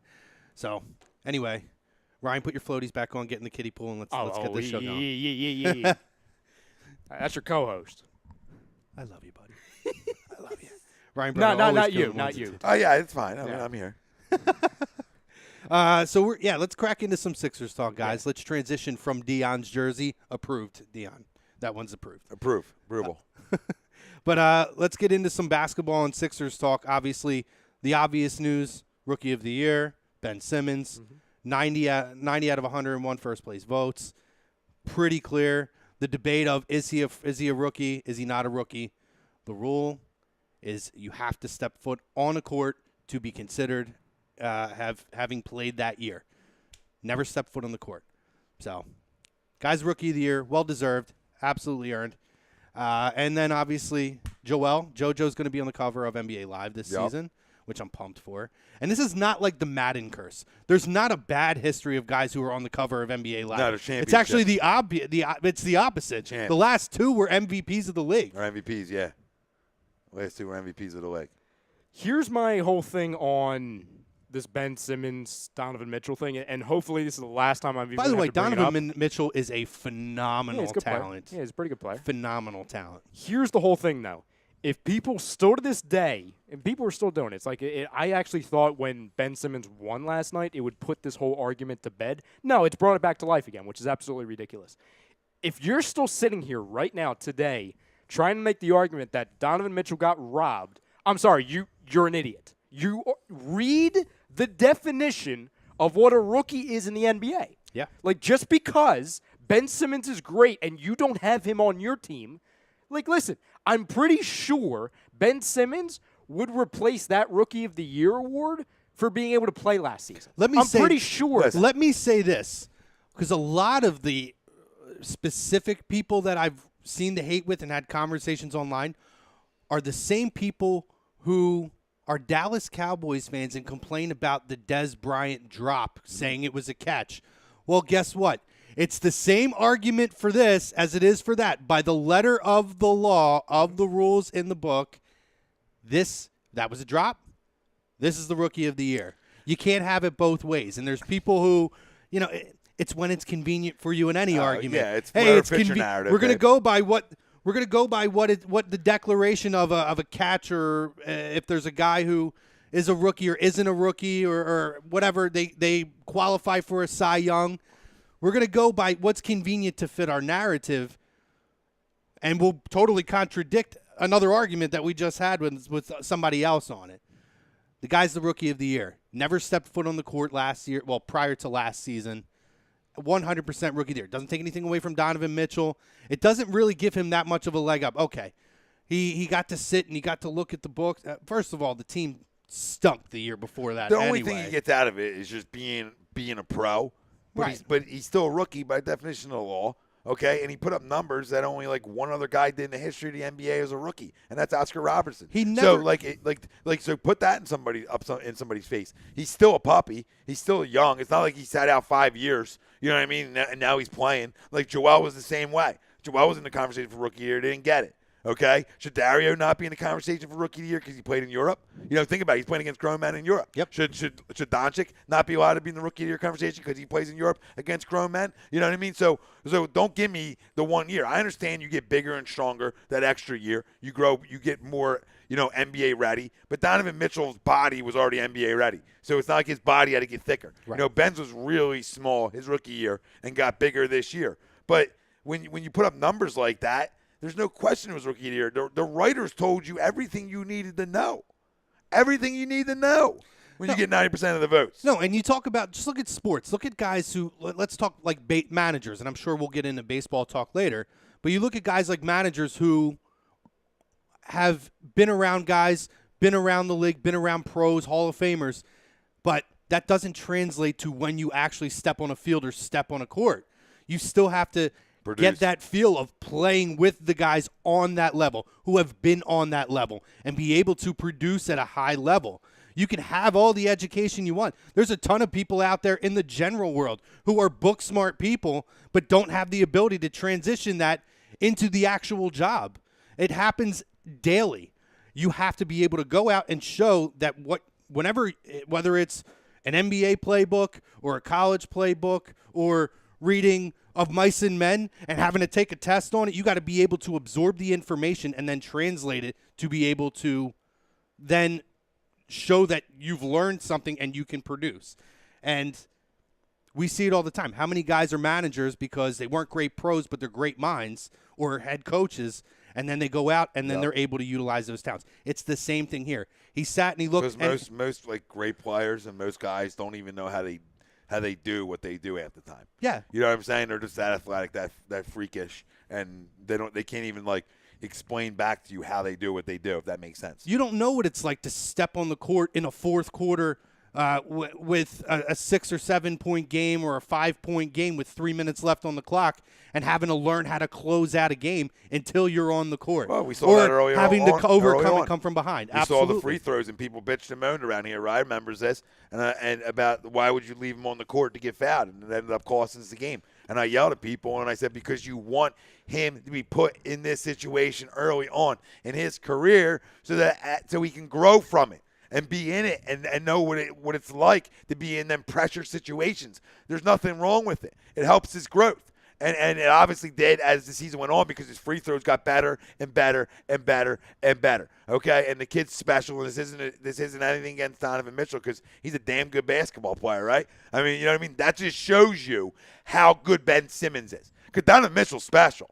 He is and Ben guy, Simmons trumped them this year. Well, when you talk about the regular season, he trumped them. Well, this is the close. difference. And like I said, Donovan Mitchell, very good player, very impressive, rookie season. Arguably, I can go back in many years and say he would have won the thing if Ben Simmons wasn't going up against him. I mean, if Simmons isn't there, Donovan Mitchell was clearly the rookie of the year. Here's the difference, though. Donovan Mitchell will go down as a very good player in this league.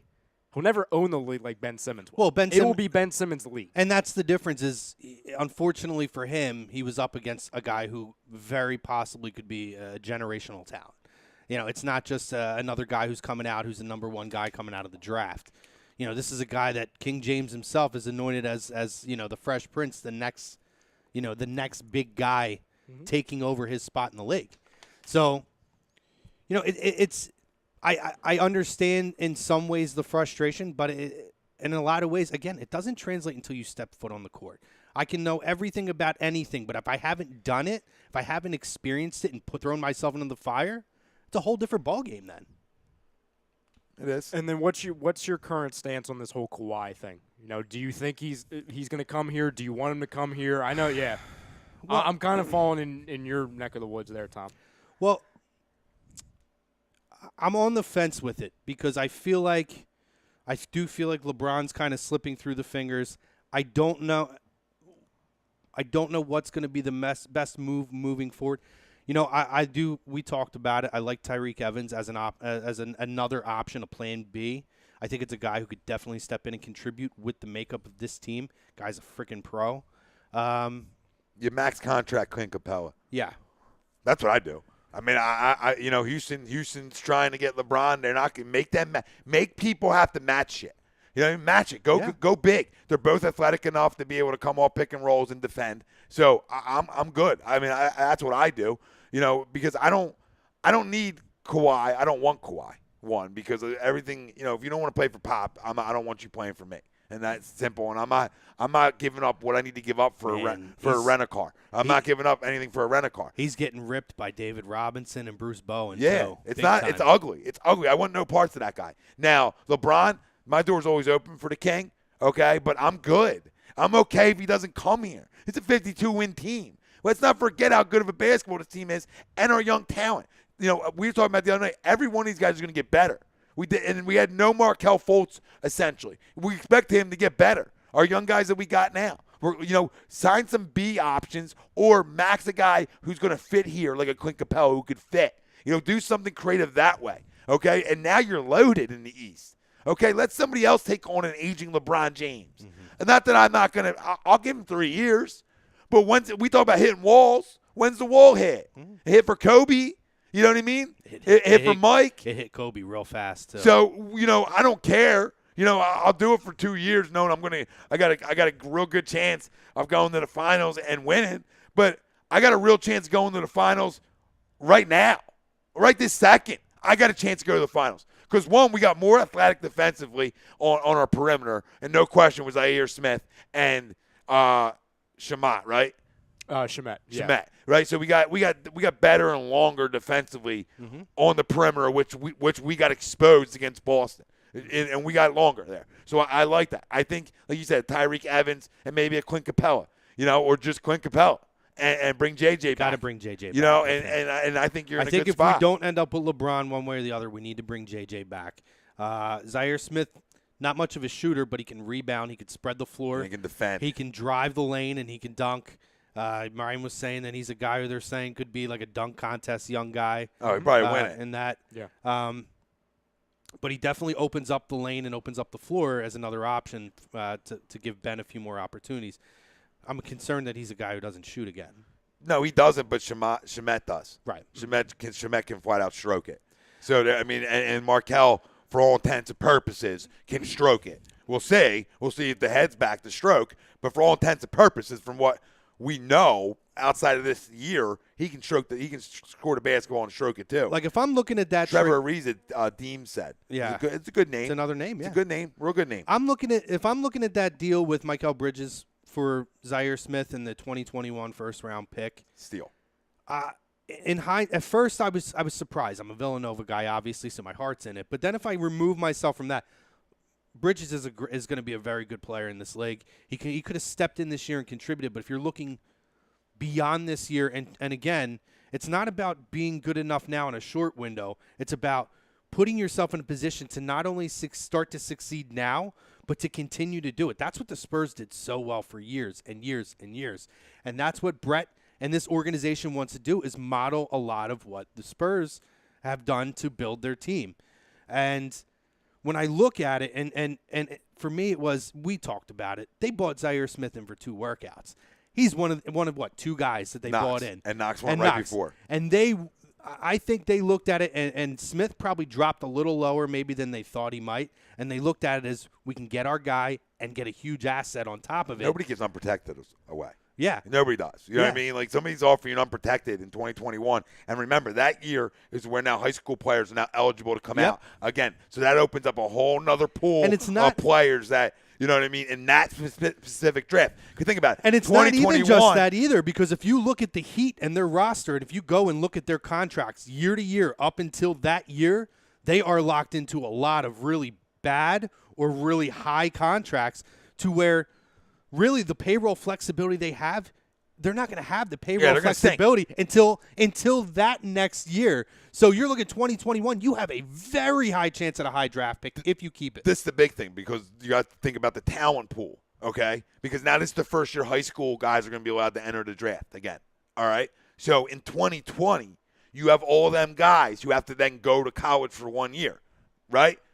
All them guys that would be in the 2022 draft are now eligible to come in 2021. Yep. So now that pool of players, that makes that draft so fucking deep. Now, I'm not big in the years down the road drafts, but it's a huge thing to have in your back pocket if a move needs to be made. It's Absolutely. a huge thing, a gigantic thing to have, because all the GMs know that, wow, that's a really valuable pick, because they're going to believe that that's pretty sure that's going to be a lottery pick. Yeah, because if you're talking whether it's love Lance teams, love them. Yeah, if huge Lance Stevenson guy. If you're looking at whether you want to use that as an asset now, whether it's this year or next year or the year after to make a move to bring in a guy as a nice carrot to dangle, or you simply want to keep that knowing you're going to be able to get a really good talent in a very deep, probably the deepest draft theoretically that we're going to have in a long time, it's a great problem to have. It's a great asset to have. You have 3 years to utilize this asset one way or the other. You see Mikel's shot? What's that? Anybody see that? Anybody see Bridges' shot? Questionable. It looks a little. It looks a little slow, out of nowhere. Really slow when he was working out. And his whole strength is supposed to be the catch and shoot. So if his catch and shoot is slow, it wasn't quick in the video I saw the other day. Yeah, but he could work on that. I'm not overly concerned with that. What I did like about the pick was maybe not right away, but the eventual chance of moving Rocco off the bench as a sixth man, because I think that would be his best suited position. Yeah, maybe 10th. Yeah, or maybe just not on the team. For all I think Rocco would absolutely thrive in a six-man role. I really do.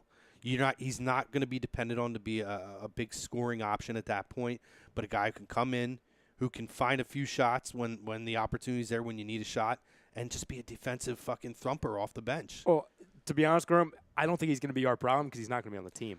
Well, there's a good chance that if they make a trade for a Kawhi or somebody of that ilk, he's probably going to go. I can tell you right now, Pop would love to have him in his defense. As soon as they made that trade, because you were there when we were talking to Greg outside, right after they made the trade. As soon as the dust settled from the shock and awe of getting rid of Mikal Bridges so quickly, I knew, okay, this is their backup plan. This 2021 pick was their insurance plan if they don't get LeBron. This is what as soon as LeBron, if he does not come here, they are pursuing Kawhi. They made sure of it because this 2021 pick means so much to a team, regardless of if they're trying to win now or build the future. It's so important because of how much potential that has, especially if it's unprotected. That's the key. It was not Zaire Smith. It was a bonus because they liked him. That's just amazing. If I can't wrap my head around why Brett would think that he can do something different than Pop did and everything in San Antonio. Well, their conversations aren't on the telephone knowing that all this is going on. There must be something that people in this organization, when communicating with the Spurs, feel like they can get out of him. There must be something here that's okay. Where they're getting info that like. I don't know. I can't even wrap my head around how you could want a guy. I think it's very simple to me. It looks like one or two things. Number one, Brett Brown's looking at a window of success of that. Okay, right now, if they do get a Kawhi Leonard, LeBron goes to the West. It's basically a two-team race for the conference title. It's Sixers and it's. I don't think it's even two anymore. Well, then it would be one. Yeah, then we would be the talent. I agree with it. I'm not even questioning Kawhi's talent because Kawhi takes us to the finals. You know what I mean? Because we are like 5. You want to talk about power teams. We are guaranteed 4. We got a guaranteed 4 studs. Joel, Ben, Dario, Kawhi. And you're not even including Fultz into that mix. I think the idea, too, though, if you're looking at it. But I don't want to trade Fultz for Kawhi. Well, that's the issue. I'm not there, dude. I'm not there. And this is the question I had for you guys. I'm not as concerned with trading Fultz as is Dario going to be included in that deal? Because that would be for a Rent-A-Star. That would be the deal breaker for me, obviously.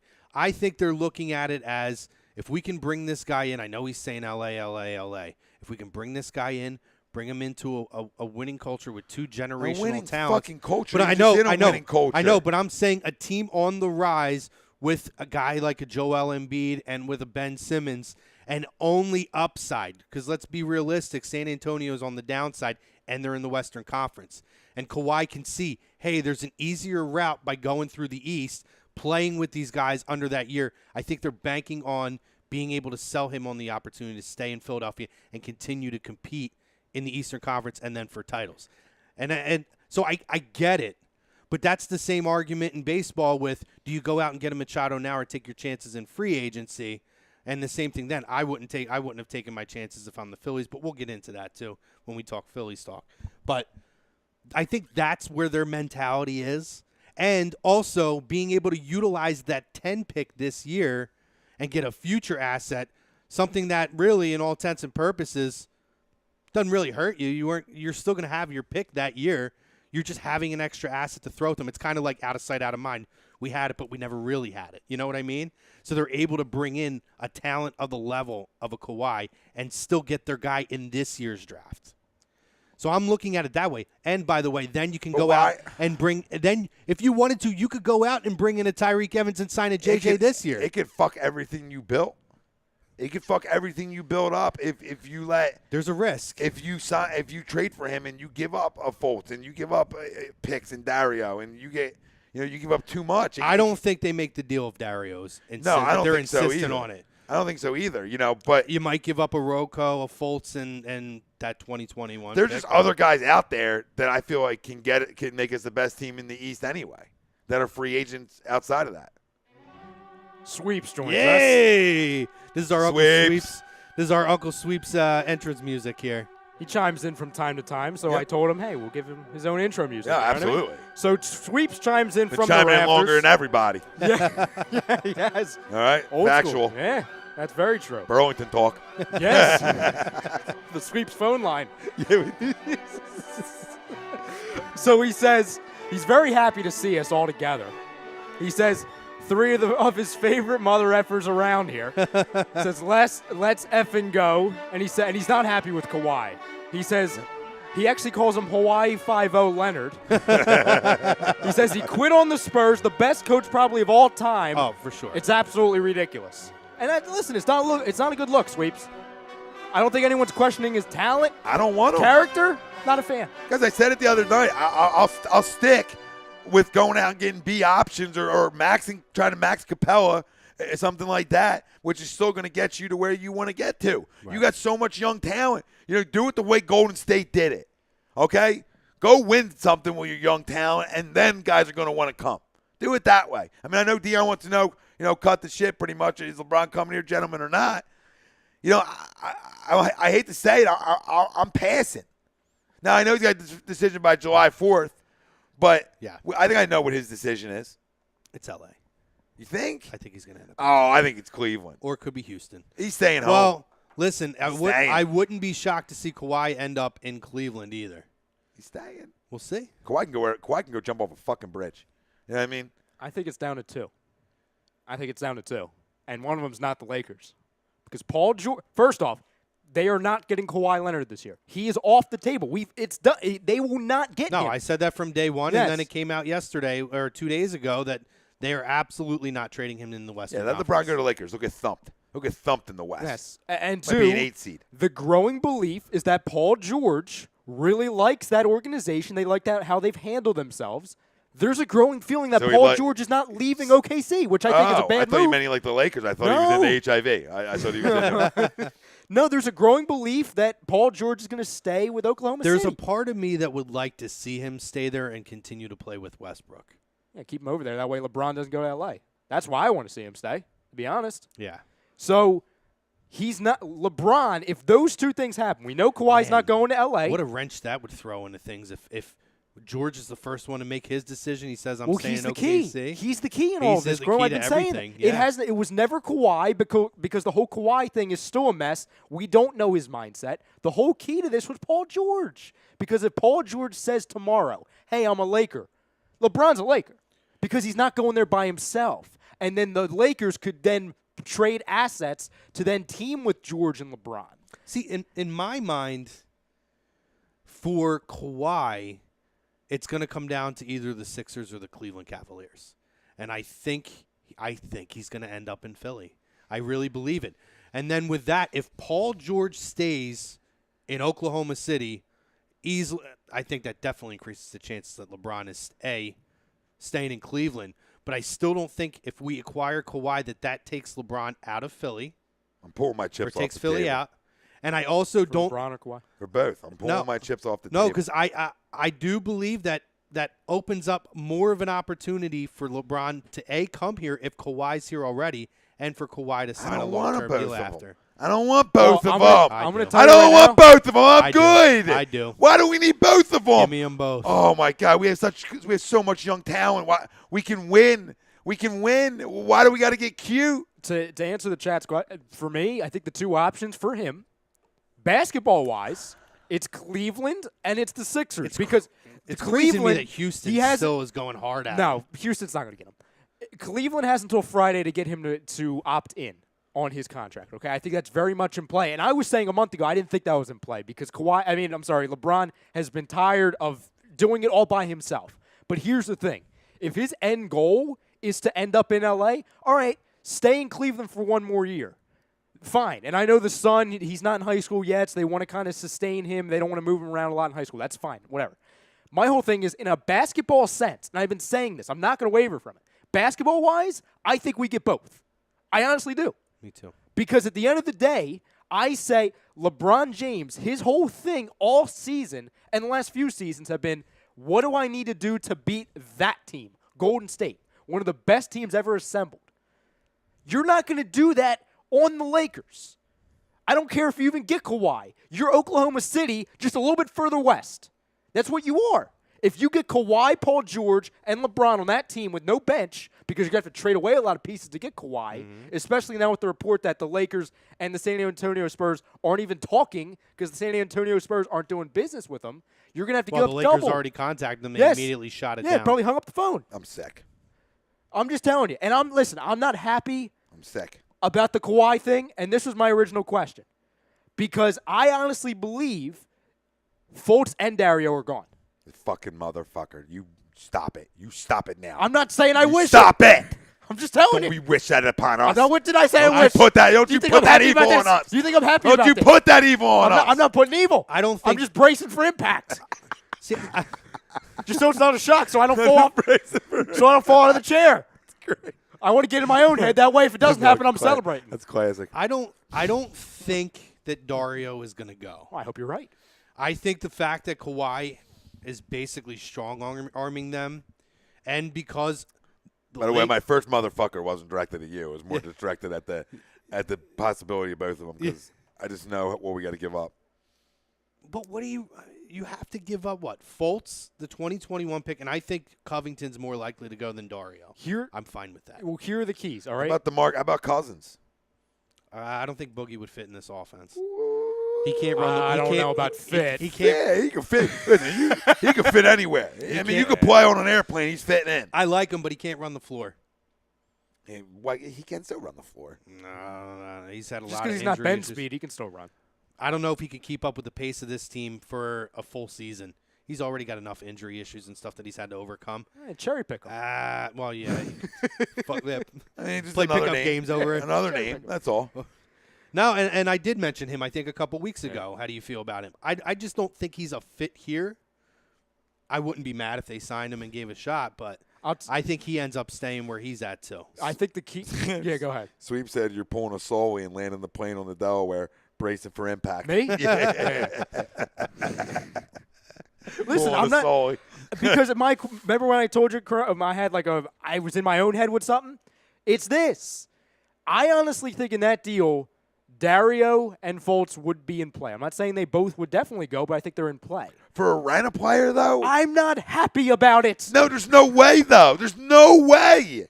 If they're not – listen, if Dario's not in a deal to get up into the top 5, they're saying, nope, he's not in a deal to get up in the top 5, right? There's no way he's then going to be in a deal for a rent-a-star. There's zero way. If he's not in a deal for a guy you got control for 4 years, think about this. Think about this. If he's not, because top 5 guys are supposed to be franchise changers, right? Yeah. So if he's not in a deal for a top 5 guy, right, for that you control for the next 4 years, he's sure as hell not going to be in a deal unless it's a sign and fucking trade, all right? And he's not. No way he's in a deal for a rental player. I agree. No way. In most cases, you're right, and I hope you're right. But my only thing is, this is the 76ers we're talking about. They do things, they force the issue with things where they shouldn't. And I'm afraid that in the small, and if they don't get LeBron, I feel they're going to force the issue because they feel they have to do something. Yeah, but see, I don't see Brett as a guy who's going to force the issue now. Brett loves his young pups. He just said he's star hunting. He didn't say, like, we're just hunting. Yeah. You know what I mean? We're just hunting. It doesn't mean we're going to shoot something. A lot of guys go hunting, they don't find nothing to shoot. I mean, think about it. So it's not a guarantee that you're star hunting and you're getting somebody. It could end up being Plan B's Tyreek Evans. I'm going to keep saying it. You max contract Clint Capella and go to fucking bed. Go to bed because you're winning the East. You're good enough with the puppies you have and adding another puppy. It's a wrap. You're so fucking athletic. Nobody's covering you. Nobody can match up with you. Good night. Night. We win. It's simple. And then build it that way and go win the whole goddamn thing in the next 2 years. That's how you do it. You all are problems sometimes in this fan base because we got to rush it all. Like what did Joel tell you? Trust the process. We trusted it. We got 52 wins. Okay? We're only going to get better from there, fam. We ain't going backwards. There's no backwards here. There's no reverse in this car. We're in drive and we're staying. We're staying in drive. Like, you all want to give up on Fultz after 14 games. I can't give up on a kid after 14 games. Not the number 1 pick of the draft. If he's the 10th, see ya. If he's, you know what I mean? He's too talented to give up on right now for a rental player. He is. I'm out. I'm looking at it from. I'm looking at it from because that son of a bitch will go average 30 a game somehow in San Antonio and will pound our heads against the wall when Kawhi's playing in LA the next year and burns us like he burned the fucking Spurs. I want nothing to do with a guy who, like we've said, I said on Sunday, we've said it for a while, that a guy who burned one of the greatest coaches of all time. I want no parts of a loser like that. And somebody who wants to go to LA that bad? You want to go to LA that bad? They stink. So you're a crumb. At least LeBron, wants to win. I'm looking at Think about that, guys. And you don't have to give up anything. I'm not looking at it as Shit, necessarily. we're getting fucking greedy. I'm not looking at it as necessarily a fast track. A lot of fucking hands out in the Delaware Valley. A lot of paws out. Listen. A lot of paws for looking for a 5. I understand what you're saying. I'm not necessarily looking at it as we're looking for a fast track because I think in this situation it's unique to be where we are at this point in the process and to have a chance to bring in the greatest player of all time. LeBron. Who's still playing at a high level. Not the greatest. I agree. I would say Jordan. Yeah. Generationally, right? We're back.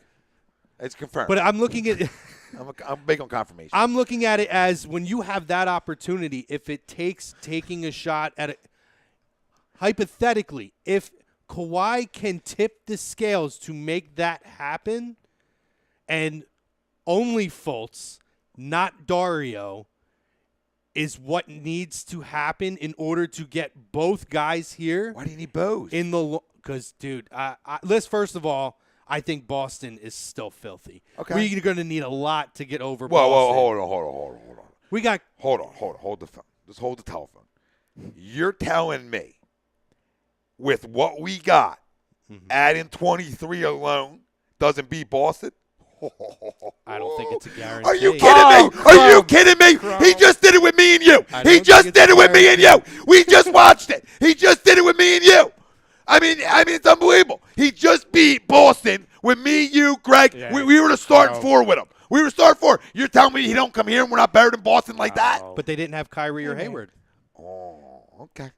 That's a different team with those 2 guys in the lineup. I know, but I had to come at you with that one because. But I'm calm and cool and relaxed because I still know they have those other 2 aces in the hole that he did not have. What other aces? Kyrie and Hayward. Yeah, but we have ace. We have an ace. We can only get better. We have played an ace so bad in that young. series. We're young. Listen, I'm saying let's put those 2 guys in the lineup with Boston with this year. As their roster would have been with ours, I don't think it would have been that close. It would have been competitive games. I don't think we would have won a single game, though. I'm looking at Boston might have even steamrolled LeBron. But if you bring LeBron here, it absolutely closes the gap. You bring LeBron and Kyrie or Kawhi, absolutely, to me, we have better the team than the to Warriors, beat them. bro. They're better than the Warriors, but I don't want that crumb. If I we're don't going want to take the a crumb. step back That's as the well, thing is you don't want him. But I'm just saying if we But can you know, get because you're missing those, it. You're missing it. You want to bring a scumbag around the young puppies. I am not feeding my dogs some bullshit. Oh, some bullshit food. Well, first I of all, order wait, online for listen, $5. listen. You know what I mean? Like I am not doing that. I am not feeding my First dogs of all, that. I don't see LeBron as if LeBron is on this team with him. I don't see LeBron letting him be any kind of a distraction on this team. LeBron commands that kind of respect. If you don't want to respect Joel and Ben Simmons yet because they're young, and maybe in your mind you haven't proven it. When What you are their got connecting the dots, greatest though? player of the last 15 years, What are their connecting dots though? They're connecting dots to each other. I have not seen them two link to each other with it not being a bullshit speculation. I have not seen a legitimate link to them two wanting to play together. I've not seen it. No. I've not seen. I've seen only links to so George many and LeBron. other guys that he would want to play with including Ben, right? Joe. There's tons of guys Paul. that they're about that LeBron would want to play with. I've never heard him link to Kawhi, which means he knows he's a piece of fucking shit. That's all we need to know. I'm going by my gut. This is what My my gut gut is. my gut's all I need to say. The guy quit. The guy quit on his team. He quit. He did. Crumb, you have to remember something with the Celtics. Is he so fucking special? Absolutely. It means to sit here and say that Kawhi's not special would be a lie to the people. He's special as shit. But something happened, and he became a crumb. You have to remember with the I don't know Celtics what it too, was. Crumb. I'm telling you, I'm on your side with that. I know you are. I'm yelling at everybody out there because all I hear is the Kawhi. I My yelling is directed at the people. My argument for getting Kawhi is more of creating the most enticing opportunity to bring the greatest player on the planet here. And I do think that increases your chances. Now, maybe LeBron knows he's going to stay in Cleveland, and that's that. And that's fine. And we end up not getting Kawhi, and that's fine. I hope that Paul George, first of all, stays in Oklahoma City. That's cog number one that needs to fall for me. And I hope that I don't think he's going to make a decision until LeBron makes a decision. Question. Fultz, Dario, Ben, Joe, LeBron. You're going to sit here we're all going to sit here as a family. Add Redick to that too. On June 26th, okay? On June 26th, because there's my 5, star calibers, Yeah. okay? On June 26th, and I'm going to tell you right now that team could go play with Golden State. They would beat them. They could go play with Golden State. And anybody out there in the chat that doesn't believe that, well, you don't believe in the young stars we have. That's factual. Dario is the best player nobody ever talks about. He's only going to get better because he's playing right now. You know him. He's in Europe dogging. He's playing double headers and shit. You know what I mean? Joel is a once in a generational type big man. Okay? You can say Mo Bamba's good. Joel eat his lunch too. All right? In this year's draft. To me, big men win championships. They do. Then you got Ben. Who's such a special talent. It's such a mismatch for anybody offensively. He is, and once he figures out how to shoot better, it's even over. Markelle Fultz, we've seen the ability in 14 games of what he can do without a jumper. That's with the yips. That's with the yips. The kid played decent basketball. He wasn't all terrible. There were flashes. Youngest Especially triple-double ever. Yeah. Especially the that last stretch of games that he played, for sure. Except for when he headbutted JoJo. So of course, it had to be him. Oh, yeah, absolutely. It's fitting. But, to me, that's a kid who can flat out score the basketball. Yeah. We know he can. He's working with the greatest shooting coach in the league. There's nobody better, okay? And he said he was expecting it to be a 6-week process before he even shot the ball decent. And he said in week 2, he's already shooting the ball well enough to play. And he thought it was going to be a 6-weeker.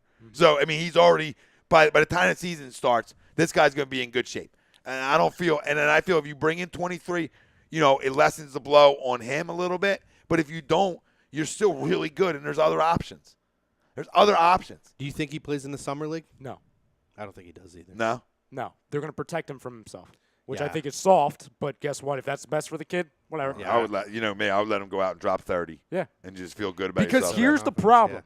he's not going to fully find himself until he makes shots in games. Yeah. He can play all the time in the gym. He can spend 2 hours a day or however long they're going just shooting shots. He's not going to get out of the quote-unquote yips until he does it in real games. Not Summer League, not preseason, not G League, real games. That's when he'll know he's back. Oh, for sure. Speaking of LeBron real quick, too, for all the people who hate on LeBron all the time, for 8 years ago with the decision, can we all agree that LeBron has learned his lesson with all that and handling everything absolutely right? There will be no decision 2.0. LeBron is going to maybe talk to the GM and a coach or whatever, but he's not going to, now Paul entertain George is doing suitors and all this and that. Oh, is he doing the spectacle an now? ESPN documentary on his free agency. That actually worries me a little bit. Yeah, I don't even want him anyway. So no, not for that, but for the chance he goes to the Lakers. Because I also think part of the LeBron, he's kind of going to downplay this whole decision, makes me think there's a better chance he stays in Cleveland. Because I feel like he would want to make it a big announcement if he was going to L.A. You know what I mean? Yeah. Pooty says, honestly, people better hope Fultz doesn't find himself because he's the missing piece. He's going to. And he is going to. And that was my question is, because I think, regardless, I kind of agree with you guys more than I did on, with this whole Kawhi Leonard deal. You're probably going to only have to give up one of them, especially by the point where his stock is going to keep falling the longer this whole mess with San Antonio is. So my question is, because I love Dario and I love the potential of Markelle Fultz, I'm not a hater of either of them, and I think I feel that they're on the same playing field. I'd rather keep Dario than Fultz, and I don't know if that's a representation of I don't trust Fultz or because how much I love Dario. Yeah, Dario's a dog and a worker. Because, again, I think Dario is one of those guys, I think I said it last week on Tuesday, to where you don't know how good he is until you don't have him anymore. That's the thing I worry about. Yeah. I'm not trading anybody. You know more. What my stance is. I stay put. I ain't go spend money if and I can upgrade that way. I have my young core. I'm going to do it the way Golden State did it if nobody wants to come here right now. You understand that? If nobody wants to come here, I'll do it the way Golden State did it. Yeah. I'll go win with my young core. I'll go play against anybody because I'll play against anybody with my dogs. Mm-hmm. I'm not scared of anybody in the East. I'm not. Well, Boston's good, but I'm not scared of them. Chrome, I'll bring up what Tom and I were talking earlier about, this whole LeBron thing, and I don't think LeBron would do this. So people at home, don't think I'm predicting this. I would love it if it happened. I don't think he would do this, but I would if I were if I was LeBron. If LeBron thought his end game was to end up in LA, okay, which that's fine. I don't blame him. Trust me. If you want to go with quality of living, you already have houses out there for the kids and everything. That's fine. If you want to look into ownership and work with Magic before you're retired, cool. If you don't want to look at next season as a wasted year, and if you want to continue the whole streak of finals, if you want to have a shot to beat Golden State, but you always say, okay, eventually over the next few years I'm going to be a Laker, why don't you sign with Philly for 1 year? You go out. You're going to be on this team. You're going to be built to beat Golden State. You're going to be built to win the conference. After this year, you assess. You say, okay, I want to build it here. I'll recruit. Or, hey, I already like my guys. I'll stay. Or if it doesn't pan out right or you're still dead set on L.A., you go to L.A. You join Kawhi. You can build that mess of a team out there. I ain't renting nobody, Rye. I know. I wouldn't. That wouldn't be my first option if I'm a fan. I know what you're saying. That's it's his. You're thinking in his head. Yes, because if he stays in Cleveland, but he can kiss my ass. Yeah, is my response to him. You can kiss my ass. You want to come here for a year? You can kiss my ass. That's it. See, I wouldn't lose sleep because I know this is the year of LeBron. We probably win a title. You know what I mean? If you could take LeBron for 1 year but win a title in that year, and it's only costing you money, Hold on. That's hold on. You now you're saying you guarantee me a title. Of course I'm going to guarantee me a title, but you're not. There's no guarantee of a title. Well, didn't you just yell at me and tell me that if we get LeBron, we're winning the East and we're winning the title? I very well think we can, but I'm not. But I'm not. Nobody's coming in here and using me. It all starts with one. I'll take Nobody's coming in here and using me. Mm-hmm. That's all. Nobody's going to come in my place and use me. You can come in. You come in for 2 years then. You know what I mean? You're coming. I think LeBron's smart enough to know that what he's seen moving places, he needs the time to get the chemistry. But I think in that 1 year, we'd use him a lot too, because I think he would work with Ben a hell of a lot in that 1 year to get Ben to the next level. We would get something out of it, but I just would feel used and abused. But here's the other thing. And I got to go to bed soon. So. Yeah, we look at this window, and we say, all right, how many more years? Because like we said, right now it's a two-team race in my opinion. Yeah. Cleveland, regardless if they keep LeBron, I don't think they listen, they did great with what they had this year. I don't think they do that again. But, all right, LeBron, he comes here next year, and if he goes, it's not like we don't have options to go out and get other free agents. Then you have a Klay Thompson. You have a bunch of guys. Oh, Klay's never leaving Golden State. No, but I'm just saying every year there's options. No, I got you. Yep. To where it's not – because, for example, this year, if we don't get anybody, it could be a missed opportunity for us. Sure. So that's why LeBron – I still think he comes here and I hope he comes here because it saves us from ourselves to have to overpay for a possible rental. We don't lose anybody. Sure, LeBron is Mr. Me, whatever. We don't have to give up Dario to get him. We don't have to give up Fultz to get him. And we're that much closer to Golden State. I'm not turning them down. Like I said, I'm not in for the 1 year gig. Yeah. You know what I mean? I need multiple years if you're going to do it. You know what I mean? You're going to do it, you're going to do it right. So I know we're going to be hopping off soon. Let's have a real quick abbreviated Phillies conversation. We've seen what they are right now. Let's talk where your mind's at now going into, we're going to start hitting the hot stove's going to start firing up. So where do you see the biggest addition is needed? Obviously, bullpen's an issue, possibly starting rotation now. And maybe a third baseman if you're looking at it. I know we talked Machado, and I tried to get it on before you guys got off the air. You were just getting off. Buster Olney basically said for him he's betting the farm that Machado ends up with the Phillies in free agency next year. Do you go out and take your shot with him, potentially renting a player, and then banking on the opportunity to sign him next year? Because I don't think that's the best route for the Phillies to go this year. I think you go and get Beltre and Hamels. Yeah, I was going to say the same thing. I'm good with the Beltre and Hamels for this year. And Beltre can still hit some dingers, can still hit when he's healthy. Hopefully he stays healthy. I think Hamels with a homecoming with this team, another veteran guy, a lefty. Yeah, you need added a lefty to in this rotation. Big time. Big time. You need a lefty in this rotation. You need another vet, obviously, because your one vet is on a little bit of a crumb streak. So, you know what I mean? Your boy? Yeah, but I'm good on passing. I mean, I'm not passing on Machado, but I'll load the Brinks up for him in free agency. You know what I mean? And I'll play my game there with him, and I'll go like option B, like you said. Do you think either of these guys, Harper or Machado, are a $500 million guy? Not Harper. I mean, Harper's not to me. No. I'm not saying somebody isn't going to pay him that much money. And Machado is production-wise, but it's a lot of money. I don't think baseball's really trying to give it out. I mean, I think we saw this free agency. You know what I mean? We've really seen teams like they sort of don't want to give out that kind of money.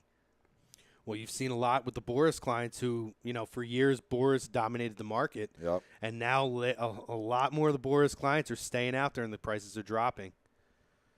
So I don't think either of them are worth $500 million. No, not even close. And I like Machado a lot. I think Machado is one of those like generational shortstops or third base, wherever he ends up playing. But nobody's worth that kind of money. Nobody. It never pans out. It's funny you bring that up because I was just going to say, like, the weird thing with Machado is that, he does have the switch between the shortstop and the third base. He prefers third base. No, shortstop. Oh, no, I'm sorry. He prefers shortstop. But you could transition him later in his career to third base again. But the thing is, he could be a I think he's a better third baseman than he is shortstop. In my opinion. I would agree with that, at least to this point. I just think it's easier on his range. Yeah. You know what I mean? It's just easier on his range. To answer your question, though, I think they are definitely going to get Cole Hamels. I really do. See, I've heard more Beltre. I haven't heard Hamels with them, but Hamels is a guy whose name's been floated out there. To me, it's common sense to just snag them both. And who's the other name that's floated while out you're there? already on the phone. Moustakis. I would love Moose. Moustakis would be huge. I mean, I would even go Moose, not like over Machado talent-wise, but I'd be good because I'd probably have to give up less to get him. Mm-hmm. You know what I mean? And I have him under contract because he's not going to be a rental. All I know for sure is Franco's gone. I mean, Moustakis is a stud. I mean, he helps solidify your lineup. He's Gold Glove defensively. You know, I mean, he big time upgrade. Look at a guy like Moustakis, and then I bring it up all the time. Look at the contract that was given to Eric Hosmer on the Padres. Blows my fucking mind. Moustakis is a fucking stud. I love Moustakis. I wanted the Cardinals to sign him in the offseason. I mean, it's working out for them because they have Jose Martinez at first base, and they had DeYoung kind of playing both. Yeah, they got a big-time discount. But, man, Moustakis would be really good in this lineup. If you can add him, go out and go and get add him and then add Hamels is fine. I would rather have Moustakis than have Beltray. Yeah. But if you're not wanting to give up assets or as many assets, Beltray's going to be your guy, especially if you're looking next season to go and get a Machado. Yeah, or he makes more sense than Moustakis. Or you just trade for Moustakis because you have him under contract. Yeah, you know what I mean. And you have him under contract for a good deal, like a really good deal, a real team friendly deal for what the production you're going to get from him, and then you go star hunting somewhere else. You know what I'm saying? So all right, so then what? You have Kingery at second base then at that point, and then shortstop JP is Kingery JP anywhere. Yeah, he's he ain't hitting. You ain't playing overseas, or when I was in when I was at the Nationals game. This but past JP's weekend, my shortstop. Yeah, if not for like a Machado, you know. What I mean? I see exactly what you mean with his swing angle. It looks like he's hitting at the sky every single time. Yeah, it's a launch angle with him, and he's I don't know what 5'0" he's doing. and he should be looking to put that thing on the ground because of how fast he is. He should just drive through the ball, square it up, line drive, man, hit it through a fence. Just to sit back and think of this team. I love common sense. I can't believe you guys don't do it. I love Alfaro as far as an all-around catcher. Guy can hit. He's a great. I think he's going to be a great defensive catcher behind the plate. But I look at that lineup. You know, you still have Santana now, but especially if you put more protection around him in the lineup, man, you're looking at like just project for next year if you make those kinds of moves. Fuck, you're talking about having Machado in the lineup. You're if that is a guy they could sign, Rhys Hoskins. Fucking Odubel Herrera, Nick Williams should be the right fielder in my opinion, not out there. But you know, I'm not the manager. I'm not. You don't got it. I'm not in the genius choir, Gabe. baby. And then third base, you go and get a Moustakis this year. Yeah. Oh, God, that is a tough. There's no let up in that lineup. Oh no. If you got a Machado and a Moustakis, wow. Wow. Sixer JT says already planning on buying tickets to Hamels' first game back as a Philly, and he also says, would you rather sign Machado in the offseason or Harper? I think it's easy Machado for you. to Yeah, me. it's Machado. For this team, Machado makes more sense in spades. And for the last 4 minutes or so, what's your whole opinion? Because we're talking about tomorrow, especially because someone tried to say on the radio that they threw out the question: is Phillies baseball dying? Is the fan base dying? What's your whole stance on this Yankees quote unquote takeover last night and obviously tonight? Same thing happens when the Mets come down. A lot of times, listen, their stadium sucks. Their tickets are overpriced. Yep. And hence why you see a ton of suits down low. They get the prices for tickets cheaper, and it's a train ride down. I think, and maybe this is. I don't think it's dying. I just think they need to, I'll say this: as a person who, I watch the Phillies, I support the Phillies, but I'm a Cardinals fan. As a person this is not my team, I'm surprised with how young this team is and the talent. When I go to games and the stadium is empty. So yeah, I agree. That shocks me. And maybe this will ruffle some feathers, but I've said it for years and I stick by it. This is a football city, and that is the only team that I can truly sit here and say, win, lose, or whatever, sold out. It will fill up no matter what. I know Flyers fans are diehards, but we haven't really seen the Flyers ever not be somewhat competitive to where their fan base can die off. We've seen it with the Sixers. I was in the crowd I had season tickets during the Eddie Jordan era, Daddy. It was not pleasant to be there. You could hear every person yelling from the rafters who bought the $6 sectional deals that they were selling at that time because they couldn't sell a ticket. Spot on. And I hate to say you'll always have your diehards, but there's no question in my mind, especially when you talk basketball and you talk baseball in this city, there's a lot of fair weather fans out there. I think it goes for a lot of cities. Yeah, I mean every city has their sport. Yeah, every city has their sport where they go all out for. You know what I mean? And I also think a lot of it has to do with like the Bears in Chicago. Yeah. They sell out regardless. Mhm. You know, a lot of it's the football ones that will do it, but you know, there's other ones that just always draw. Yeah. You know what I mean? It'll always be the Eagles. I can't give a true opinion on the Flyers because I don't feel like in my lifetime I've ever seen it where the like Flyers were terrible. not competitive and enjoyable to go and watch. and the big thing with the Flyers fans, Even if well, they weren't gonna win a at their cup. games, they show up in numbers. Yes. The only thing that changes with them is how fired up they are. Let me tell you, and that's a great point. I went to one of the Cardinals games I went to. I was with a Mets fan, and he's actually a good Mets fan. He's not like one of those ones that's annoying to be around. And we were talking hockey. He's an Islanders fan. And he said he hates when they play the Flyers because the Flyers fans go up there. They're nuts. They're obnoxious. But he said, you know what? I'll never get pissed at that because, and this is true because we saw the video of them when they went out to Vegas this year. Flyers fans are known for traveling in droves.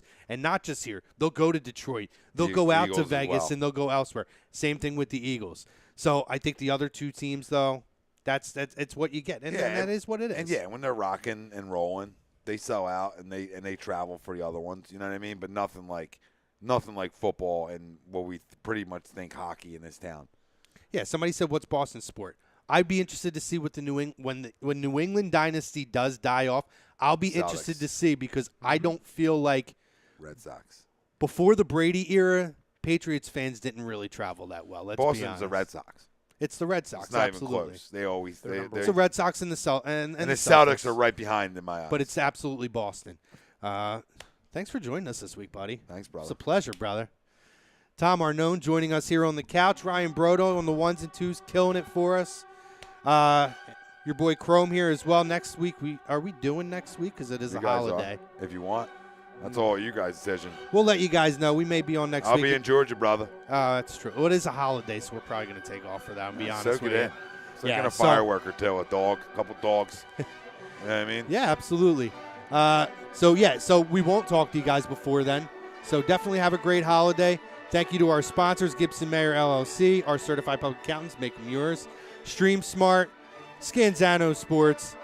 Thanks again, guys, for joining us live from the Real Talk Studios. Me and Rye will see you tomorrow, though. You'll see these guys tomorrow, The Fix, AM and the PM. I almost said A2D. I can't get all the names. It's another shot. Either way, chaos will ensue. Yes. It's a good time, guys. Thanks again for joining us here on A2DRadio.com. We'll see you guys soon.